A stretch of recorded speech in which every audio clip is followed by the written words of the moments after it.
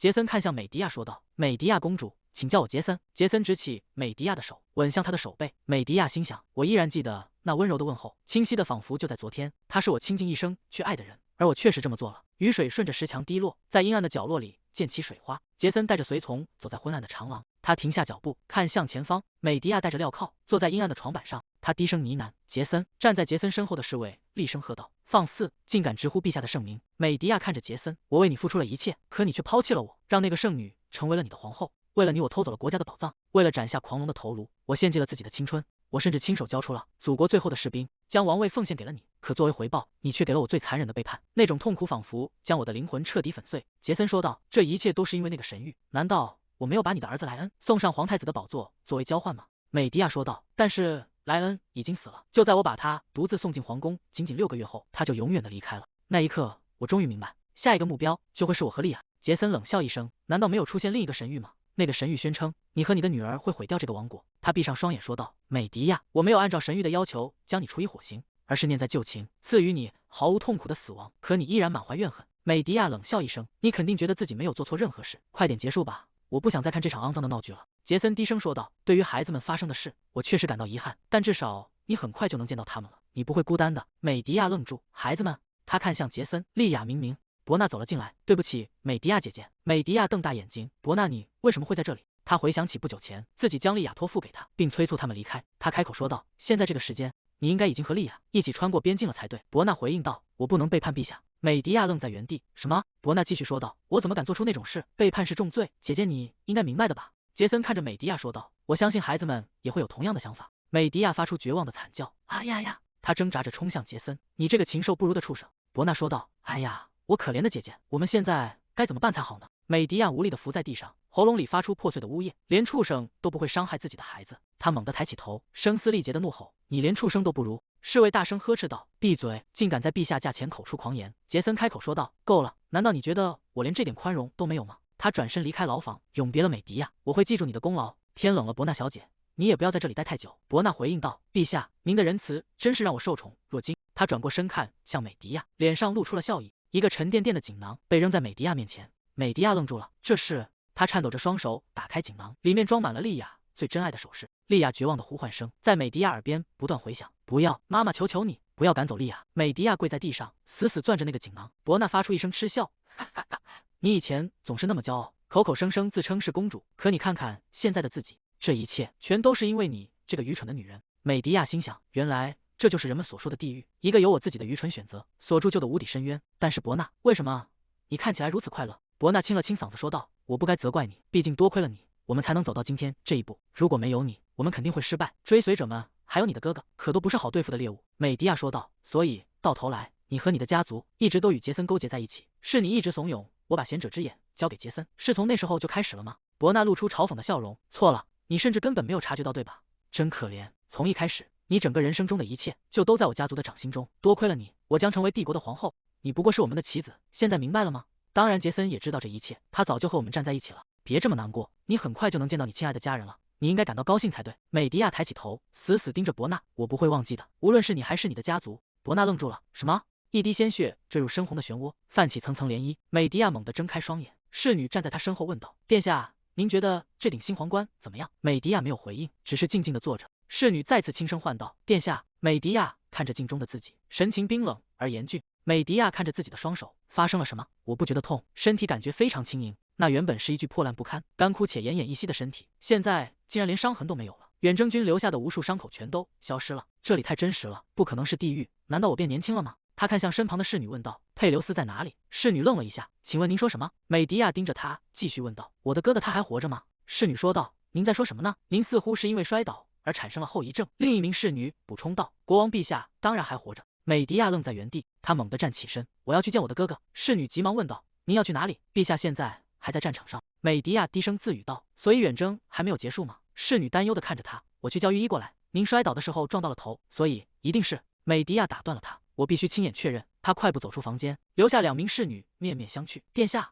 美迪亚在走廊中奔跑，脚步声在空旷的宫殿里回荡。他沿着螺旋阶梯不断向下，深入瓦尔迪纳王宫的最底层。如果这一切都是真的，如果我真的回到了过去，那么那个东西应该还在这里。这里是只有被选中的血脉才能进入的秘密场所。美迪亚停下脚步，看着眼前的密室。他站在沉重的密室大门前，伸手握住冰冷的门把手，记忆如潮水般涌现。美迪亚瘫坐在地上，瓦尔迪娜不再是受保护之地。陛下，这全是我的错。如果我能守住贤者之石，如果当初……佩留斯抚摸着美迪亚的头，我不怪你，活下去这就足够了。你一定要幸福，我亲爱的妹妹。美迪亚从回忆中抽离，站在门前，深呼吸，冷静下来。他们说哥哥还活着。他推开大门，既然如此，贤者之石一定也还在这里。美迪亚走进密室，看着眼前的一切，他真的还在这里。贤者之石。美迪亚跪倒在祭坛前，泪水夺眶而出。我可以救哥哥了。伯纳低声的喃道：“美迪亚姐姐，杰森大公现在正深陷痛苦之中。如果我们拥有贤者之石，他就能再次痊愈了。”一名男子看向美迪亚：“贤者之石只是个名义上的神话而已，我们只是借用一段时间再还回去，不是吗？如果两国关系得到改善，佩留斯会理解你的。”美迪亚沉默不语。男子继续说道：“你总不能让你的孩子们在没有父亲的情况下长大吧？”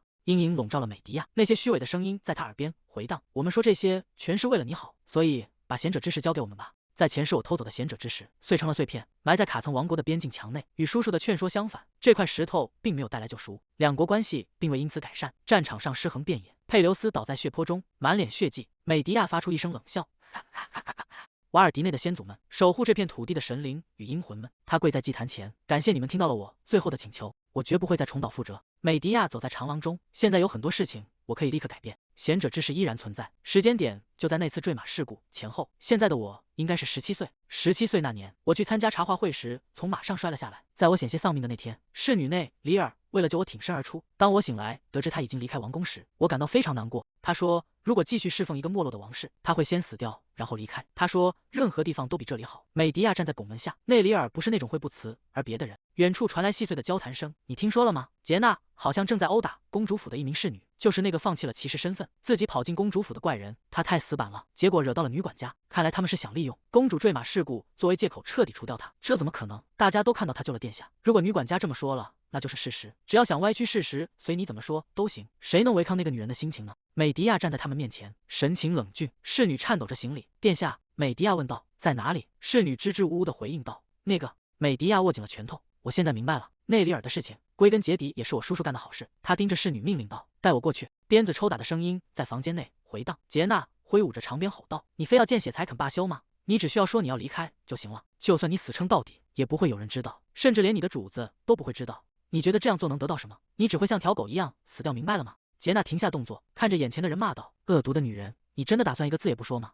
内里尔跪在地上，衣服被鞭子抽得破烂不堪，身上布满了血痕。杰娜再次挥动长鞭，鞭梢带着血迹划破空气，重重地落在内里尔的头上。杰娜冷笑着说道，真是个忠诚的骑士啊，你受这些苦全是因为跟错了主人，不是吗？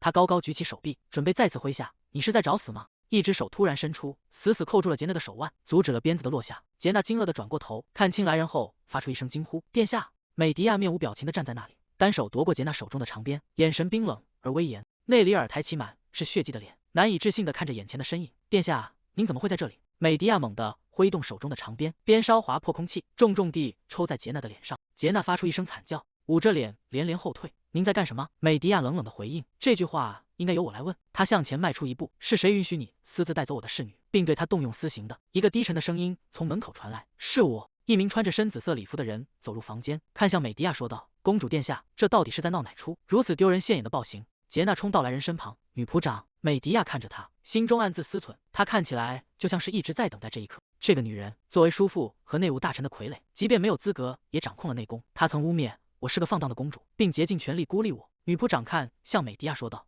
您才刚从病床上起来，所以千万不要过度劳累，请离开吧，这些女孩会安全的护送您回去。他看向身后的女仆，你们在做什么？还不快护送殿下离开！美迪亚直视着女仆长，我发现我的女仆在我不知情的情况下被鞭打，没有经过正当的审判，甚至没有辨明是非就动用私刑。王室从什么时候起变得如此无法无天了？女仆长沉默片刻，低声说道，殿下，您的这些话真是深深的伤害了我。内里尔不仅玩忽职守，甚至还让您受了伤，这种程度的惩罚其实已经非常宽大了。内里尔低着头，我只是作为瓦尔迪奈家族的仆人，尽了最大的努力。女仆长露出轻蔑的笑容，天哪，看来我必须更有耐心才行。既然殿下还有很多需要学习的地方。他转过身，对身边的杰娜下令，现在护送公主回到她的房间。美迪亚开口说道，女仆长，你刚才说的话听起来很奇怪。女仆长过头问道，您这是什么意思？美迪亚平静地回应：“为瓦尔迪纳家族效力，意味着为国王陛下效力。在王太后、我的叔父克劳迪奥公爵以及这座宫殿里众多的瓦尔迪纳血脉之间，你的忠诚是仅仅指向国王陛下的，对吧？”女仆长愣在原地，一言不发。周围的女仆们开始交头接耳，低声议论着：“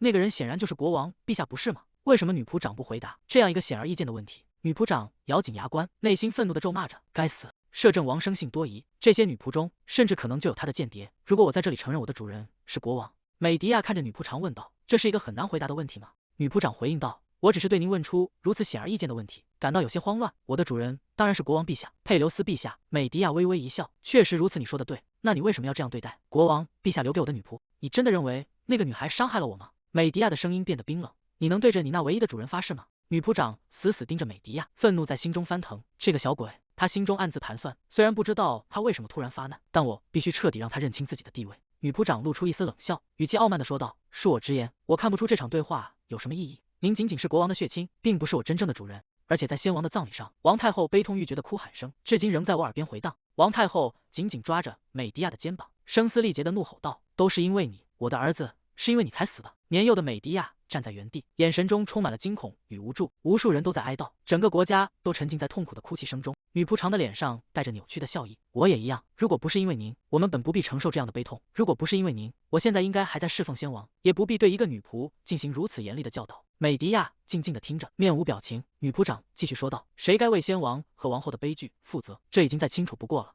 您能留在这里，仅仅是因为您哥哥的恩慈，而您现在竟然想表现的像是这个家的主人一样。”女仆长沉思着，脸上带着得意的冷笑。王太后厌恶这个女孩，国王也是一样，否则她为什么在加冕礼后就再也没有回来过？她转头看向一旁的杰娜：“你在干什么？”立刻继续刚才的教导。杰娜被这突如其来的呵斥吓了一跳，连忙回应道：“是的，夫人。”美迪亚低着头，发出一声轻笑：“呵呵。”内里尔在身后担忧地看着他：“殿下。”美迪亚拿起一根细长的木棍，看向女仆长说道：“过来，提起你的裙子。”女仆长愣住了，难以置信地问道：“您说什么？”美迪亚握着木棍，神情平静地说道：“我会尊重你的意愿，不再多说关于内里尔的一个字。相反，一场好戏似乎即将上演。既然你在那边教导内里尔，那么在这里我也要给你上一课。”女仆长看着美迪亚，脸上露出了惊恐的神色：“您该不会是想用那根棍子打我吧？”美迪亚神情冷峻，语气平稳地背诵着法典：“若履行王室职责之人玩忽职守，国王有权对其进行惩戒。”他从怀中取出一枚戒指，展示在众人面前。而在国王不在位期间，这项权力将授予国王指定的代理人。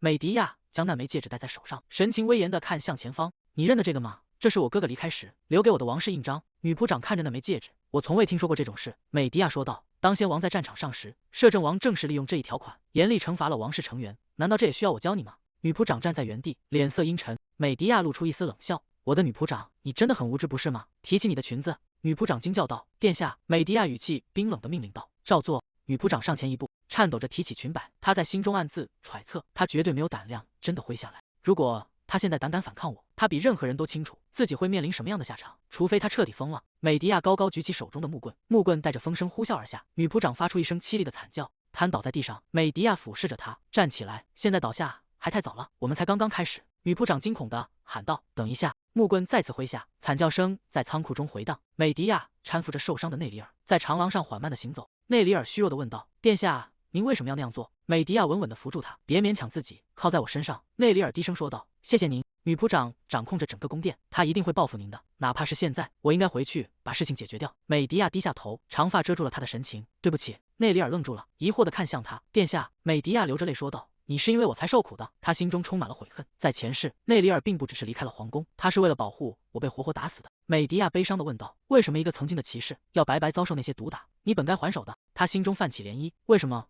我以前不知道，在这冰冷的皇宫里，竟然还有像你这样关心我的人？为什么我以前不知道，佩留斯一直都在努力保护我？美迪亚伸出手，捧起内里尔的脸庞：“这种事绝不会再发生了。”他将内里尔拥入怀中，紧紧地抱着他：“我保证。”第二天，瓦尔迪纳首都第二区一座宏伟的宅邸内，一名年轻的禁卫队员推开沉重的大门，快步走进房间，喊道：“老大，今天的热门话题全是关于瓦尔迪纳王宫的。听说女仆长被公主殿下给鞭打了。”站在窗边的男人静静地听着。禁卫队员继续说道：“让我想想，据说是因为女仆常想要赶走公主的女仆，那个女仆曾是皇家卫队长的弟子，所以对摄政王来说，他一直是各眼中钉。女仆长鞭打了公主的女仆，而公主反过来鞭打了女仆长。听说女仆长只挨了一下就倒地不起了。看来那位公主殿下手劲可真大。”黑发男人转过身，若有所思地问道：“瓦尔迪纳竟然还有一位公主吗？”禁卫队员回答道：“有的，她是现任国王唯一的妹妹。据说是个被诅咒的人，甚至吞噬了自己的父母。黑发男子重复道：“诅咒。”禁卫队员继续说道：“那是大约10年前的事，是一个听了会让人落泪的故事。当时的国王和王后一同出征，那是一场瓦尔迪纳几乎稳操胜券的战争。但被留在后方的年幼公主写了一封信，说她想念父母。心软的国王和王后为了见她而中途折返，却在回程途中遭遇刺客伏击身亡。战争理所当然的失败了，整个王国陷入了震惊。在那之后，太后开始无情地折磨年仅7岁的公主。很长一段时间里，所有人都说这一切都是那个被诅咒的公主的错。”禁卫队员展示着画册上的插图，大家都这么认为。黑发男子冷笑一声，为了一个孩子就闹成这样，他们甚至从未见过真正的诅咒，却在那夸夸其谈。禁卫队员惊呼出声：“殿下，不对，领主大人，我只是……但现在还是没问题吧？”黑发男子握紧拳头，已经3年了，在这该死的石化诅咒下，痛苦了整整3年。对于那些侍奉邪神的人来说，诅咒本身就是一种可怕的惩罚。被2名骑士用剑架住脖子的邪教徒跪在地上大喊：“切萨雷，你这个黑了心的恶魔，难道你一点都不感到恐惧吗？浩瀚的原始黑暗永远不会原谅你。”他仰头嘶吼着：“你血管里的血液将变得像你的眼睛一样冰冷，你的心脏将变得像你的思想一样漆黑。即便你那闪耀的天才与野心斩断了每一个敌人。”黑雾迅速蔓延，将切萨雷笼罩其中。旁边的骑士惊恐地喊道：“殿下！”切萨雷透过头盔的缝隙看向前方，黑色的诅咒气息正不断渗入他的盔甲。邪教徒的声音在黑暗中回荡：“你无法阻止肉体的枯萎。”切萨雷看着自己的手掌，眼神中透着冷峻。他站在窗边嘲讽道：“真是可悲！瓦尔迪纳曾以精锐的小规模部队闻名。”禁卫队员回应道：“拥有如此优秀的骑兵，国家却陷入混乱，这其中必有原因。总之，那位里外都被人厌恶的公主似乎觉醒了，不知道她能不能撑到最后。我们要不要也派人盯着公主的宫殿？好久没遇到这么有趣的事了。”切萨雷双臂交叠：“你很闲吗？找到那个能解除我诅咒的沙黛亚女祭司了吗？”禁卫队员回答道：“还在追踪，但可以肯定的是，他最后一次出现的地方是瓦尔迪纳。线索在边境断了，要寻找一个很久以前就被灭绝的族群并不容易，连教皇和前任皇帝都没能找到他们。”切萨雷猛地拔出短刀，刀锋在光线下闪过寒芒。“你话太多了！”禁卫队员吓得流下冷汗。“我正翻遍瓦尔迪纳边境的每一个角落，绝不会漏掉任何线索。我敢拿命打赌，他一定就在这座王宫里。”切萨雷盯着刀刃说道：“最好是这样，否则……”禁卫队员看着刀锋中映出的自己，惊慌地回应道：“我会再去确认一遍。”他推开房门，回头提醒道：“您知道这周要进宫吧？出门的时候别忘了。我知道您讨厌遮住脸，但这也是没办法的事，您必须隐藏身份。”切萨雷拿起桌上的面具，禁卫队员调侃道：“老实说，您也觉得自己长得无人能敌吧？所以，我理解您为什么讨厌用面具遮住这张脸。”切萨雷眼神冰冷地看向他，随从吓得缩起脖子：“哎呀，我得赶紧走了。”他匆忙离开，并关上了房门。他刚关上房门，短刀精准地钉在门板上，禁卫队员吓得尖叫起来。阳光洒进室内，窗帘随风微动。美迪亚推开沉重的木门，走进华丽的寝殿。她披着深色斗篷，神情戒备地环视四周。她停下脚步，摘下斗篷，走向宽大的床榻。内里尔正躺在床上昏睡。美迪亚沉思着，他睡得很沉，需要休息才能恢复。庆幸的是没有骨折，他还能继续挥舞他心爱的剑。在这巨大的王宫里，我找到的第一位，我唯一的盟友。美迪亚转过身，所以为了保护你，我必须肃清整座公主宫殿。走廊里传来急促而嘈杂的脚步声。美迪亚站在床边，心想：这吵闹的声音是……房门被猛地推开，红发女子冲进房间。“殿下，我到底做错了什么？”“我只是传达了您的话而已。”美迪亚平静地问道。“发生什么事了？这么大动静？”他看着红发女人，“第一个要肃清的对象就是我的首席女仆玛丽尤。”玛丽尤说道：“是您让我去跟女仆长说的。您在茶会上落马时，我也在场，而且您一向最看重公平。结果那位夫人突然就给了我一巴掌。”他指着内里尔。“等我回来的时候，我的房间竟然还被换成了他的。”美迪亚说道。“那一定很疼，记得去擦点药。”玛丽尤愣在原地。“什么？”美迪亚问道。“你想要我帮你擦药吗？”玛丽尤慌乱地回应道。“不是那样的。”美迪亚看着玛丽尤，她根本不明白现在的状况。一直以来，她仅仅因为是乳母的女儿，就享受着我的恩宠。即便她穿着不符合女仆身份的华丽服饰，总是表现得傲慢无礼。我原谅了一切，坚信她是我唯一的亲信。直到政变那天，她将我卖给了叛军。玛丽尤大声质问道：“这是我的房间吧？您为什么要不跟我商量，就这么做？”美迪亚心想：你为了成为我叔叔的儿媳，出卖了我的性命，可现在你却为了换个房间这种琐事而大发雷霆。他冷冷地说道：“难道我照顾自己的人还必须征求你的许可吗？”玛丽尤回应道：“不是的，我不是那个意思。”美迪亚说道：“我越看就越觉得你的厚颜无耻，简直没有底线。”他走向门口：“你现在的状态无法做出正确的判断，去休息吧，你也不需要再工作了。”玛丽尤僵在原地，这不可能发生。他抓紧了自己的裙摆，一直以来他都跪在我的脚下，摇尾乞怜。那个混血王族身上流着一半卑贱流浪舞女血液的家伙。他追上前喊道：“殿下，请等一下！”美迪亚继续向前走去。玛丽尤尖叫着伸出手：“我叫你等一下！”一剑挥下，玛丽尤的长发瞬间掉落。她惊恐地瞪大眼睛，发出一声惨叫：“你疯了吗？”美迪亚停下脚步，侧过头看向身后。内里尔手中的长剑抵住了玛丽尤的喉咙。他冷冷地说道：“离殿下远点，下次割断的就是你的脖子。玛丽尤惊恐地喊道：“你疯了吗？你怎么敢？”利刃划破他的脖子，玛丽尤发出一声惨叫。内里尔冷冷地说道：“如果你敢鲁莽地对殿下动手，我会折断你的每一根手指。”玛丽尤踉跄着后退，双手死死捂住喉咙。美迪亚开口说道：“内里尔，你不用再休息了吗？”内里尔收剑入鞘，这样就可以了。他那如钢铁般结实的肌肉线条在灯光下清晰可见，即便因为伤势只能使用左手，他的动作依然没有任何紊乱。美迪亚心中暗自评价：以这种水准，他甚至能与卡赞的7星骑士平分秋色。美迪亚转过身说道：“从今天起，你将亲自侍奉我。”内里尔低头回应道：“遵命，殿下。”美迪亚继续吩咐道：“去召集公主府所有的女仆。”不久后，公主府的女仆们在大厅内整齐列队，她们低着头，气氛肃穆。美迪亚坐在主位上，内里尔换上了整洁的女仆装，静静地站在他身侧。美迪亚看向众女仆，说道：“今天召集你们过来，是为了重新分配我将委托给你们的任务。”他的目光落在前排的2名女仆身上。从现在起，你们将负责我的礼服，并接管我的饰品。2名女仆露出惊讶的神色。我们吗？他们的嘴角抑制不住地上扬，在心中暗自窃喜，真是走运。听说殿下把玛丽尤赶走了。一名女仆举起手说道：“殿下，虽然我们不想让您看到这种待遇，但今天去领取补给时发生了一些奇怪的事情。内务部的补给官坚持只给我们完全潮湿发霉的木柴，明明干燥的木柴就堆在旁边。”另一名女仆附和道：“没错，他们甚至告诉正式女仆不要进入我们的宫殿。”美迪亚叹了口气：“哎呀，我昨天责备了女仆长，看来她是想报复。”女仆们露出惊讶的神色：“天哪，那是真的吗？殿下真的用鞭子抽打了女仆长，是因为内里尔吗？”女仆长和内里尔。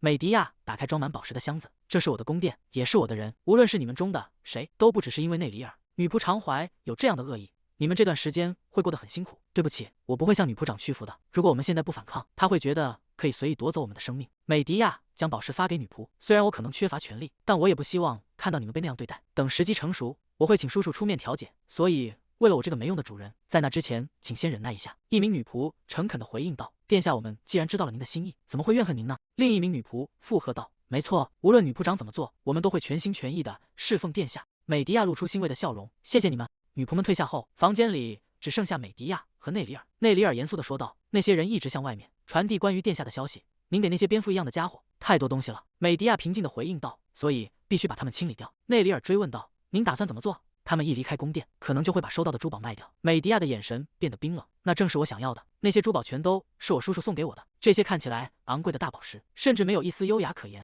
叔叔表面上装作疼爱侄女，送给我这些东西，把我变成了一个挥霍无度的公主。红色的茶水注入杯中，美迪亚端起茶杯，流言很快就会传开。内里尔，难道你不好奇，我叔叔能把这些消息压制到什么程度吗？为了借刀杀人，付出一些廉价珠宝作为代价，并不算贵。几天后，市场上开始流传公主的珍宝大量流出的消息，随之而来的还有关于公主府女仆变卖珠宝的传闻。人们开始议论纷纷，为什么一个王国的公主甚至要放弃心爱的财物来安抚女仆？与此同时，女仆长对公主府的刁难仍在继续。尽管她一如既往的隐秘行事，但大众的注意力已经转向了公主府。那些收受了珠宝的女仆们，言语变得比平时更加轻浮且具有毒性。原本应当尊贵的王宫，开始被抗命不尊的流言所笼罩。流言在宫廷的角落里飞速传播，他们都在说女仆长正在折磨公主。禁卫队员拿着卷轴走进房间，老大，美迪亚公主正遭受着严重的报复呢。那位女仆长的手段可一点不比我们西方的夫人们逊色，在食物里掺沙子，在床上涂抹招惹害虫的香料。现在外面的传闻越传越夸张，简直快变成都市传说了。切萨雷坐在沙发上，看着面前的棋盘，看来那些人真是闲得发慌，甚至在公主府里安插了眼线。我本以为能听到些有用的情报。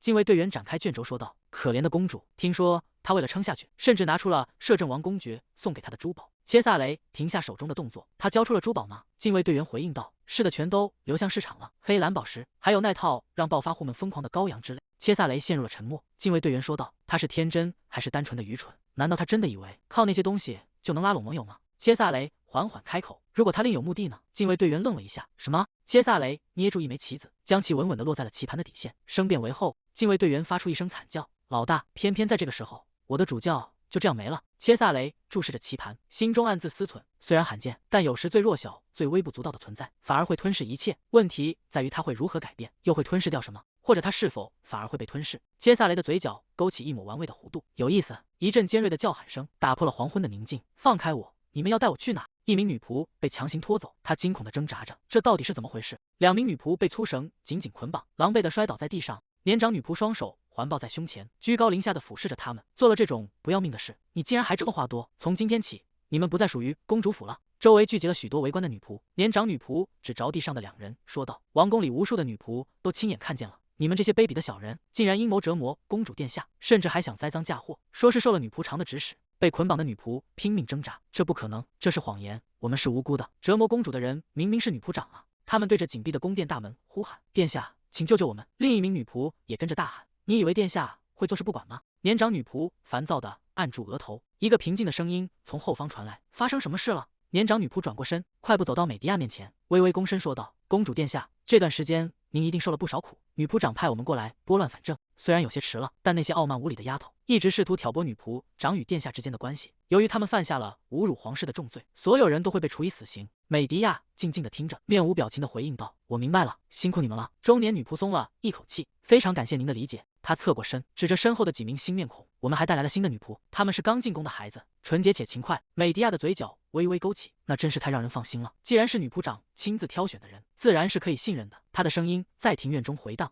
你们所有人都要刻骨铭心地记住刚才看到的一幕。如果你们对主人不忠，像蝙蝠一样摇摆不定，就会像狗一样被拖走处死，明白了吗？”女仆们齐声回应道：“是的，殿下，我们会谨记在心。”美迪亚迈开步子，随口吩咐道：“替我向女仆长转达谢意。”中年女仆愣在原地，请问您说什么？美迪亚微微侧过头，多亏了你，我的工作量减轻了不少。中年女仆愣在原地，她为什么那样笑着？难道她从一开始就是故意在利用女仆长清理门户吗？美迪亚站在窗前，看着窗外远去的背影。内里尔走近，殿下，您早就知道女仆长会这样行动吗？美迪亚转过身，是的，那些在公主宫殿安插间谍却突然被清洗的贵族们会开始盯着叔叔，叔叔会怀疑女仆长和他的对手们。你觉得叔叔会责怪谁？是贵族还是女仆长？至少不会是我。内里尔在心中暗自揣测，殿下是打算让他们内斗吗？他开口说道：“您看起来不像是我以前认识的那位殿下了。”美迪亚回应道：“没错，你认识的那个美迪亚已经不在了。在经历过一次死亡边缘后，我意识到了一件事，那就是我不能永远这么愚蠢下去。那你呢，内里尔？你讨厌这样的主人吗？”内里尔沉思着，记忆中的美迪亚是一个比起权势更看重纯真本性的人。我曾想永远守护那份纯真，但是……内里尔跪在美迪亚面前，我会效忠于您，无论您变成什么样的人，我都会留在您身边。美迪亚点头，很好，那我就放心了。他坐在沙发上翻看书籍，心中默默思索，在前世我已经受够了叔叔和女仆长，我可以轻易预见他们的想法和行动。真正需要警惕的是，茶杯摔碎在地的声音打断了他的思绪，瓷片散落一地。玛丽尤急忙道歉：“对不起，殿下，我的手滑了，我马上为您重新倒一杯。”美迪亚看着眼前的景象，这是前世从未经历过的情况。听说玛丽尤在女仆们被带走时躲得很快，所以才活了下来。现在大概是怕落得同样的下场，才想方设法讨好我。玛丽尤一边倒茶一边说道：“这是浆果茶，您说过我泡的味道最好。”他将茶杯递到美迪亚面前，温度刚刚好，您喜欢稍微凉一点的，对吧？美迪亚看着杯中晃动的深色液体，眼神变得冰冷。他开口说道：“我现在没心情，拿走。”玛丽尤哀求道：“殿下，请喝一点吧，我天没亮就出去采摘这些浆果，膝盖都被露水打湿了。”美迪亚看着杯中不断摇晃的茶水，回忆涌上心头。伯纳尖锐的声音在耳边响起：“你在干什么？快点把它喝下去。”杰森的声音冰冷：“真可惜了那些孩子。”美迪亚猛地挥手，茶杯被重重甩开：“我叫你住手！看来我的话根本进不了你的耳朵，到底要我告诉你多少次？”玛丽尤颤抖着回应道：“请原谅我，殿下。”美迪亚冷冷地开口：“来人，把玛丽尤带走。”玛丽尤哭喊着：“都是我的错，请不要再讨厌我了，殿下。”美迪亚扶着额头叹了口气。内里尔快步跑进房间：“殿下，您没事吧？”美迪亚坐回椅子上：“没什么。”他看向内里尔，盯着玛丽尤。内里尔问道：“您的意思是监视他吗？”美迪亚回应道：“他戴着一只漂亮的手链，那绝不是用他自己的钱能买得起的东西，那是凌霄花图案。这种图案的手链只在卡真帝国皇室的少数成员中流传。”美迪亚在心中冷笑：“真是个聪明的女孩。”玛丽尤。此时，玛丽尤披着深色斗篷，在走廊中四处张望，随后匆匆离去。美迪亚在心中默默说道：“请成为一个好诱饵吧。”夜幕降临，街道寂静无声。玛丽尤披着斗篷，穿过狭窄的巷弄，推开了一扇沉重的木门。一个男人站起身，轻声唤道：“玛丽尤。”玛丽尤快步走上前：“萨蒙，我好想你。”萨蒙克劳迪奥看着玛丽尤，露出了微笑：“发生了什么事？我听说美迪亚的所有女仆都被换掉了。”玛丽尤回应道：“亲爱的，我也没办法。美迪亚突然把我推开，我能怎么办呢？”萨蒙打断道：“等等，美迪亚把你推开了吗？”玛丽尤点了点头。萨蒙追问：“你这话是什么意思？”玛丽尤侧过头，一脸慌张。就在更换女仆的时候，她说是因为担心女仆长会报复，她现在又开始重用我了。你也知道的，对吧？美迪亚现在有多么依赖我。萨蒙抓住玛丽尤的头发，因为女仆长的事，宫殿内外都吵个不停，这真让我头疼。如果你想嫁给我，就给我表现得好一点，别毁了我娶你这种平民当妻子的理由。你必须成为我那亲爱的堂妹，最宠爱的女仆，明白了吗？玛丽尤回应道：“是的，我会做得更好，我会盯着美迪亚的一举一动。”萨蒙松开手：“很好，就该这样。”他抱起玛丽尤：“我爱你。”随后俯视吻向她。玛丽尤手腕上的凌霄花手链在昏暗中闪烁着，她回应道：“我也爱你，为了你，我愿意做任何事。”窗外一个身影正静静地注视着这一切。内里尔微微躬身汇报：“殿下，玛丽尤一直在秘密会见克劳迪奥小公爵。”美迪亚背对着他回应道：“我知道了。”内里尔继续说道：“如果玛丽尤戴的那只手镯确实是小公爵送的礼物，那就意味着克劳迪奥公国已经与卡曾皇室取得了联系。”美迪亚平静地说道：“先静观其变吧。你的主人吉利福斯侯爵，他现在在哪里？”内里尔回应道：“如果您是指我的主人，我相信他正住在首都郊外的一处小宅邸里。您难道是想见他吗？”美迪亚回答道：“是的，瓦尔迪纳仍然需要他。克劳迪奥家族不仅仅是与卡曾帝国取得了联系，我怀疑萨蒙并没有意识到这一点。他为了赢得玛丽尤的心而送出的那只手镯，可能会成为叛国的证据。”美迪亚神情严肃：“我的叔叔似乎认为，趁着佩留斯外出征战，现在正是篡夺王位的绝佳时机。”内里尔大吃一惊：“您是说克劳迪奥公爵正在策划叛乱？”美迪亚说道：“卡曾帝国的皇帝绝不希望看到瓦尔迪纳变得更加强大。佩留斯之所以发起这场不合理的远征，正是为了摆脱帝国的掌控。”他低下头，简而言之，我的哥哥已经成为了帝国和我们叔叔的共同敌人。在前世，一场异常严酷的寒冬袭击了瓦尔迪纳，卡曾帝国曾承诺提供粮食援助作为回应，但在最后一刻，他们找借口拒绝伸出援手。民众的愤怒和指责全部指向了佩留斯，一场叛乱随即爆发。然而，那是一场伪造的起义，由克劳迪奥家族安插的假叛乱分子所领导。内里尔难以置信地问道：“卡曾难道不怕遭到反击吗？即便他们是超级大国，又怎敢如此针对另一个国家的国王？”美迪亚神情冷峻地说道：“所以，我们必须在一切开始之前阻止他。一位既是前任禁卫队队长，又是国家英雄的侯爵，会对我们大有帮助。去安排我与吉利福斯侯爵见面，一定要秘密进行。”内里尔躬身回应道：“遵命。”我会去准备的。美迪亚望着窗外的夜色，心中暗暗发誓，在这一世，我绝不会让那些混蛋活着跨过那道墙。宏伟的宫殿在阳光下静静伫立。凯瑟琳步入大殿，向您致意，殿下。美迪亚端坐在华丽的座椅上，好久不见了，公爵夫人。凯瑟琳走上前，握住美迪亚的手，请不要对我如此疏远。听说您从马上摔了下来，感到非常震惊。我也因为旅途劳顿而病倒了，请原谅我这么晚才来探望您。伯纳走进房间，这也是没办法的事，母亲。美迪亚猛地瞪大眼睛，伯纳微笑着，我们慷慨的姐姐肯定能理解我们的处境吧？他快步走向沙发，姐姐，我太想念你了，所以才央求母亲带我一起来的，你能理解的对吧？美迪亚回应道，我也很想念你，刻骨铭心。他的手不自觉地攥紧那些摧毁我家庭以及我国家的仇敌们，每当想起利亚和莱恩，我都恨不得立刻将他们撕成碎片。但是现在时机还未成熟，我会慢慢的、细致地束缚住他们，直到他们陷入无法想象的痛苦深渊。凯瑟琳握着美迪亚的手，殿下，您的头还疼吗？虽然您外表看起来没事，但坠马的后遗症绝不能掉以轻心。我特意带了一位医生来为您检查，他在卡曾帝国被誉为神医，因为他是帝国公民，无法自由进入这里，所以目前正等在宫门外。如果殿下允许，我这就派人把他带进来。美迪亚心中充满了警惕，让敌国的医生进入王宫绝不安全。伯纳在一旁插话：“姐姐，母亲为了把他请来，可是费尽了心思，我都不知道他花了多少箱黄金呢。”凯瑟琳呵斥道：“伯纳，闭上你的嘴，你会吵到殿下的。”美迪亚说道：“是吗？竟然亲自从那么远的地方带人过来。凯瑟琳婶婶，您一定费了不少心力。”伯纳在一旁附和道：“那是当然，母亲甚至亲自去了卡曾帝国请他。老实说，有时候我都分不清谁才是他的亲生女儿了。”美迪亚反问道：“凯瑟琳婶婶亲自去了那里吗？我们现在还在战争状态，你是说严厉的切萨雷首相竟然允许了这种行为？”凯瑟琳厉声喝道：“伯纳！”伯纳被吓了一跳，缩在沙发上不敢再说话。凯瑟琳转过头，微笑着对美迪亚解释：“殿下，请不必担心，他只是即将到访的卡曾代表团的随行医生，他的身份已经经过验证，绝对可靠。”美迪亚猛地抽回手：“我明白了，凯瑟琳婶婶。”她端坐在沙发上，神情高贵而疏离。但是王宫的御医已经为我做过检查，确认我的身体非常健康，所以您可以放心了。凯瑟琳低下头，双手交叠在身前。既然殿下都这么说了，我承认我感到有些难过。您该不会是在怀疑我带来的那位名医的身份吧？请原谅我的冒昧，但我一直把殿下当成亲生女儿一样看待，所以您为什么要这样疏远我呢？美迪亚冷冷地看着这一幕，亲生女儿吗？在过去，我曾愚蠢地以为那是真正的爱。美迪亚站起身，请原谅我，凯瑟琳婶婶。凯瑟琳抬起头，疑惑地看向他。美迪亚面无表情地说道：“我很感激您的这份心意，但它并没有触动我的心。”伯纳猛地站起身：“姐姐，你今天是怎么了？你怎么能说出这种话来？”美迪亚平静地回应道：“那是因为我无法认同凯瑟琳婶婶刚才说的话。”凯瑟琳愣在原地，有些不知所措地问道：“这是什么意思？”美迪亚说道：“您心里很清楚我的意思。自从我与女仆长发生冲突以来，您肯定知道我一直过着什么样的生活。您连我身体的一点点不适都能立刻察觉，难道会不知道我身边的女仆已经全部被更换了吗？”他转过身，背对着两人说道：“我能理解，女仆长是您的至交好友，夹在她和我之间，您的处境一定非常尴尬。”凯瑟琳急忙站起身：“事情不是那样的。”美迪亚径直走向门口。凯瑟琳婶婶，如果伯纳也受到了同样的对待，您还能保持现在这份冷静吗？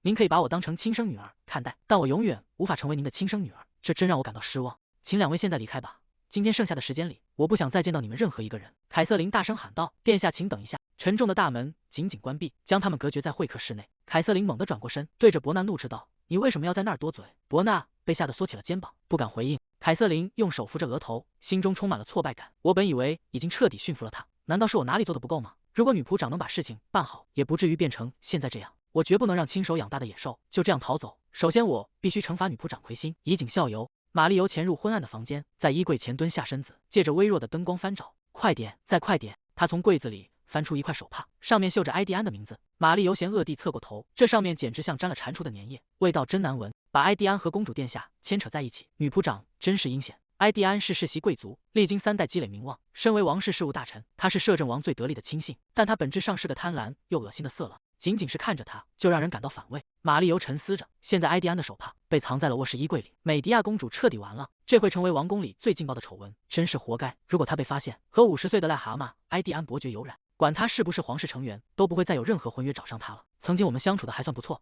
女仆长的声音在玛丽尤耳边响起，听说公主已经不理你了，所以这些日子你只能和下等女仆一起打扫卫生，真是愚蠢。内里尔已经取代了你的位置，难道我真的会是唯一一个被摄政王丢弃的人吗？你难道不该也找条活路吗？玛丽尤问道。无论如何，他可是皇室成员，你难道不怕天谴吗？女仆长回应道。如果这件事处理得干净利落，我会让你进入贵族家庭。我丈夫的侄子还没有继承人，如果你作为他们的养女生活几年，你就会成为一名贵族小姐。玛丽尤攥紧手中的手帕，眼神中透出决绝。一旦我成了贵族，就能堂堂正正的成为萨蒙的情人。她将手帕塞进衣柜。别怨我，是你先抛弃我的。内里尔躲在门后，静静地听着这一切。阳光洒在宏伟的宫殿建筑群上，树影摇曳。内里尔汇报道：“正如殿下所言，在前一天晚上，玛丽尤联系了女仆长，我已经确认，她潜入了殿下卧室附近的衣柜，并藏了些东西。”内里尔递出一块手帕，这就是他藏匿的物品。美迪亚接过手帕，埃蒂安伯爵吗？看来女仆长真的被逼入绝境了。内里尔说道：“那些卑鄙的家伙竟敢做出这种事，我可以神不知鬼不觉的处理掉2、3具尸体，只要您下令。”美迪亚说道：“如果是那样，你也不会安全。”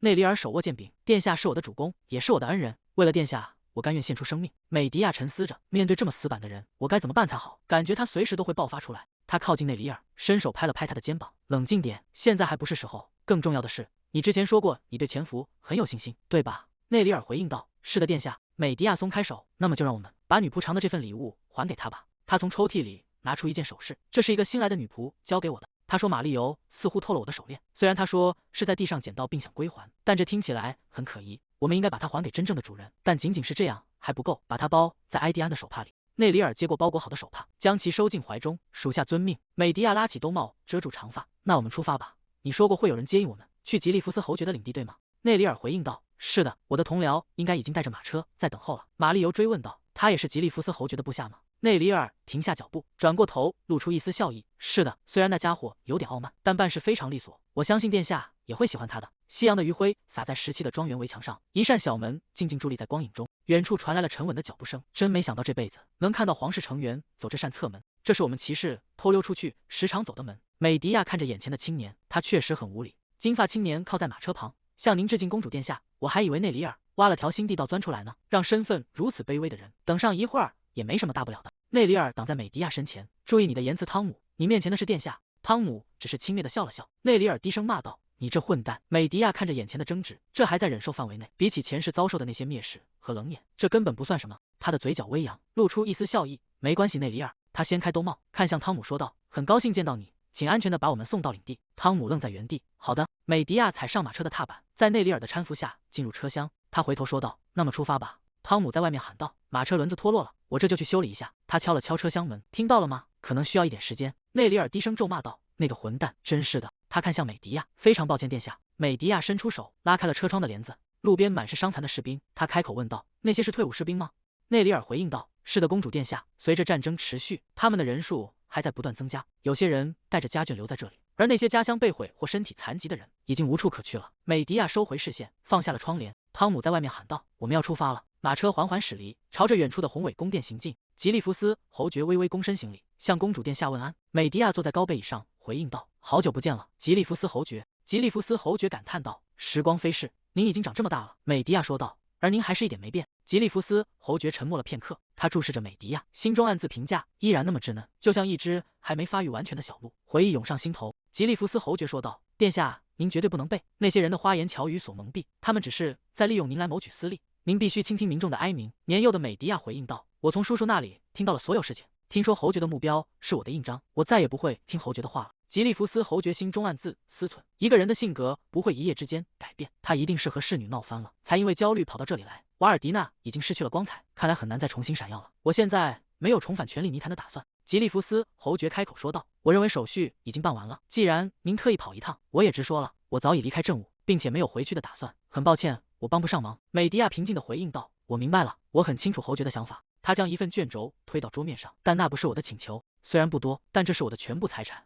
我想请您用这些钱在皇宫内为退伍士兵建造住所。吉利福斯侯爵愣住了，他难以置信地问道：“您是说要在皇宫内建造住所？”美迪亚反问道：“您为什么要惊讶？您之前特意让马车停下，不就是为了让我注意到那些人的存在吗？”吉利福斯侯爵说道：“既然殿下身边的人并不欢迎那些士兵，我本以为您自然不会去关注他们。”美迪亚轻轻放下茶杯，仅仅因为有人遮住了双眼和耳朵，并不代表他们就应该对此一无所知。皇室目前缺乏这种能力，而贵族们则声称没有实际利益，对此视而不见。所以，除了侯爵，我没有其他人可以托付这项任务了。吉利福斯侯爵沉声问道：“既然知道这是一项既没有能力支持，也没有实际利益的任务，您为什么要放弃全部财产？”美迪亚直视着他的眼睛，语气坚定地回答道：“因为我是瓦尔迪内的公主，我只是在做一个公主应该做的事情。”吉利福斯侯爵注视着美迪亚，陷入了沉默。美迪亚垂下眼帘，回想起前世的种种，在漫长的饥饿与艰辛生活中，退伍士兵们的愤怒在不断积压，那股怒火最终烧向了自己的祖国。曾经为国效力的英雄们，最终沦为了反叛者。我必须确保他们不会为了生存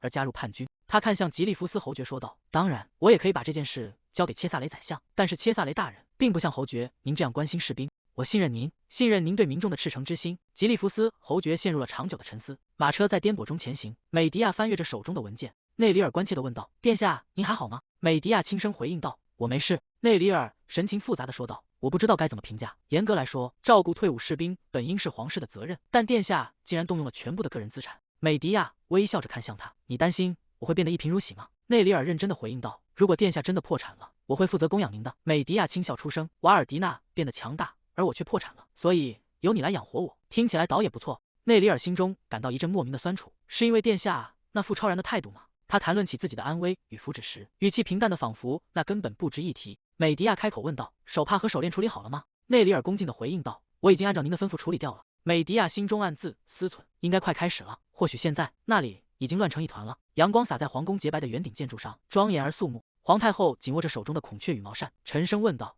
你刚才说什么？从公主的房间里搜出了什么？”女仆长回答道：“皇太后陛下非常抱歉，但是那是埃蒂安伯爵的手帕。看来爱情也终于找到了通往公主殿下新房的路呢。”皇太后愤怒地喊道：“这简直是皇室的耻辱！立刻把美迪亚给我带到这里来！我今天绝对不会轻易放过那个孩子。”侍者宣布道：“美迪亚公主殿下驾到。”美迪亚走进大殿，向皇太后行礼。皇太后看着美迪亚说道：“跪下。”美迪亚沉默不语。皇太后厉声呵斥道：“你没听见我的话吗？我叫你立刻跪下求饶。”美迪亚顺从地跪下：“我会照祖母说的做，但是我想请教，您为何突然如此动怒？我担心过度愤怒会损害您的健康。”皇太后反问道：“你是因为真的不知道才问的吗？事到如今你还要装傻？”女仆长已经招供了，她交代了一切。你竟然背着我，偷偷和一个男人私通。凯瑟琳心中暗自思忖，美迪亚身边绝对没有男人，公主的婚约是一枚极具价值的棋子，她一直严加防范，绝不会让任何无用的苍蝇粘上来。如果非要猜测这流言的源头，凯瑟琳斜眼看向一旁，竟然制造出这种我并未受益的局面。魁星他到底在想什么？女仆长魁星走上前，皇太后陛下，请原谅我。自从我得知了公主殿下的私情后，殿下就一直试图让我闭嘴。他甚至制造谣言说我在迫害他，但我作为瓦尔迪娜忠诚的子民，绝不能对真相视而不见。他指向身旁的玛丽尤，这个孩子就是证人。玛丽尤提起裙摆行礼：“我是美迪亚公主的侍女玛丽尤，每当公主殿下与情人幽会时，都会带着我一起去。我曾劝说殿下这样做是不对的，但殿下却因此疏远了我。”他掩面哭泣：“对不起，殿下，请不要原谅我。”皇太后愤怒地吼道：“情况越来越糟糕了，美迪亚！”玛丽尤心中暗自思忖，那个老太婆彻底被激怒了。不过她的对手本该是埃蒂安。她看着跪在地上的美迪亚，也许他会把我关进修道院度过余生。他当初为什么要先把我赶走？美迪亚平静地开口：“如果我真的犯了罪，我会欣然接受惩罚。但这一切实在太巧合了。魁星夫人是我最近因违反皇家法律而惩罚过的人，而玛丽尤则是因为工作不诚恳且不断制造麻烦，才被我疏远的孩子。祖母，您能确定他们说的是实话吗？”魁星冷笑一声，他大声质问道：“证据确凿，你竟然还要装无辜吗？”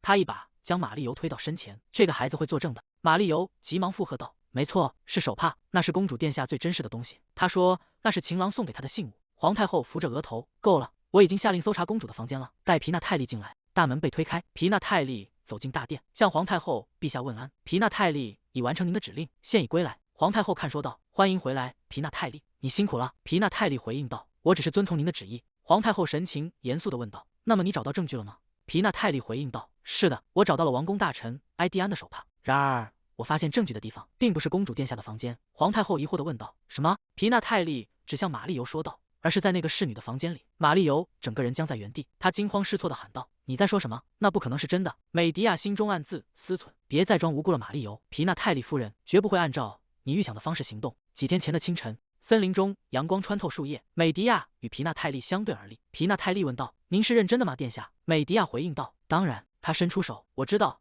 你父亲被冤杀的事情，我会用我手中的印章为他洗刷冤屈。”皮娜泰利曾姓萨钦，他的父亲是前任王宫大臣，却因遭到摄政王的陷害而被处决，这也是摄政王永远无法拉拢皮娜泰利的原因。皮娜泰利伸出手，紧紧握住美迪亚的手。大殿中，皮娜泰利将手帕和手镯递到玛丽尤面前，冷冷地问道：“你是说这不是你的吗？”玛丽尤惊恐地后退：“为什么那个会在？”皮娜泰利盯着玛丽尤说道：“你似乎认得这串手链。”他转过身向皇太后禀告：“皇太后陛下，这串手链确实属于那个侍女，有好几名侍女都作证说曾见过她佩戴这串手链。考虑到发现时这串手链就包裹在手帕里，我怀疑是伯爵将这串手链作为礼物送给了她。”玛丽尤尖叫道：“不是那样的，那串手链不是大臣送给我的。”皮娜泰利逼近一步：“那是谁给你的？别撒谎说是你自己买的，这种高档货，凭王室侍女的薪水根本负担不起。这上面的喇叭花文章，除非是地位极高的贵族，否则根本不可能拥有。”玛丽尤眼神闪躲，支支吾吾地回应道：“是从别人那里收到的。”皮娜泰利厉声喝道：“你指的是谁？”玛丽尤心中充满了恐惧。萨蒙的母亲公爵夫人也在这里，如果被她发现我和萨蒙有私情，她绝对不会放过我的。皮娜泰利步步紧逼：“你还不打算立刻说实话吗？”玛丽尤支支吾吾地回应道：“那是。”美迪亚平静地说道：“看来与大臣私通的人另有其人，我说的没错吧？”玛丽尤惊恐地后退：“为什么他会这么冷静？难道他从一开始就看穿了一切吗？”美迪亚转过身，面对着皇太后：“祖母，既然他如此珍视这件东西，甚至不惜背着主人偷偷藏起来，想必他们的感情一定非常深厚。请允许玛丽尤嫁给埃蒂安伯爵为妻。”玛丽尤猛地跪倒在地上：“我错了，我再也不敢了，求您原谅我这一次。”美迪亚说道：“原谅吗？我只是在支持你的真爱啊！埃蒂安伯爵不正是你一直想要的丈夫人选吗？”玛丽尤颤声回应道：“他不是。”他心中充满了恐惧，他想让我成为埃蒂安的妻子，放弃我深爱的萨蒙，转而和那个又老又丑的癞蛤蟆共度余生。我宁愿去死！”玛丽尤崩溃地哭喊道：“那全是谎话，每一句都是假的。是女仆长逼我这么做的。她让我把埃蒂安伯爵的手帕藏在公主殿下的房间里。她说，摄政王殿下因为您和他的争执，正打算把他赶出去，所以她说必须给殿下一个教训。这是真的，请相信我，殿下，我只是被他的承诺蒙蔽了。她说会让我被收养成贵族。”女仆长厉声打断道：“闭嘴！你现在被困住了，就开始编造谎言。”玛丽尤向美迪亚哀求道：“我一定是疯了，我犯下了重罪。”女仆长看皇太后辩解道：“那不是真的，那个贱人在陷害我。”皮娜泰利说道：“真不敢相信，你竟然有胆量诋毁你的主人，他可是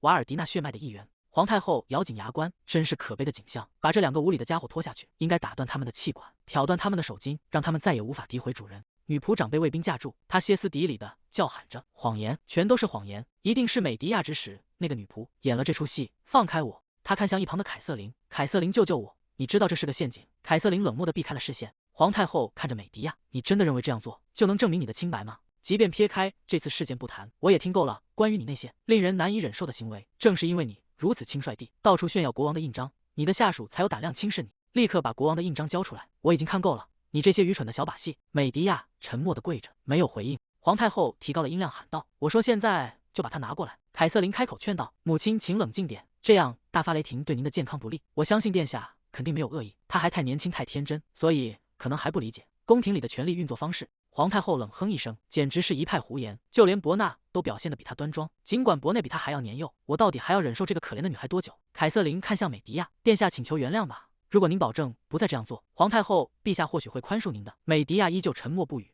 皇太后猛地站起身：“你打算一直保持沉默到最后吗？你这个邪恶的女孩，你是因为我只是个在后宫老去的女人就看不起我吗？像你这样心术不正的人，最终会吞噬掉身边所有的亲人。你就像害死我儿子那样，现在也想把我逼进坟墓吗？”美迪亚开口说道：“这枚印章是国王陛下亲自托付给我的神圣之物，无论我与祖母之间有着怎样的家族血缘，他首先是瓦尔迪纳唯一的国王，我怎么可能违抗陛下亲自下达的直接命令呢？”皇太后愣在原地，凯瑟琳也露出了惊讶的神情。美迪亚俯身行礼：“作为皇室受人尊敬的长辈，恳请您能考虑到这点。”皮娜泰利站在一旁，沉默地注视着这一幕。皇太后上前一步：“你说的对，美迪亚，我确实没有权利推翻陛下的直接命令，但是作为你的长辈，我不能对你这种无礼的行为坐视不管。去小教堂跪下祈祷忏悔吧，你必须一直待在那里，直到女神亲自降下赦免你的启示为止。”宏伟的小教堂矗立在阳光下，美迪亚跪在教堂前的石阶上，双手合十，闭目祈祷。远处的贵族们聚在一起，窃窃私语：“他已经在那里跪了整整半天了。我听说这次太后陛下亲自降下的惩罚是让他必须忏悔到女神降下神谕赦免为止。”旁边的贵族女子回应道：“神谕吗？就连大祭司一生都难得见到一次神谕，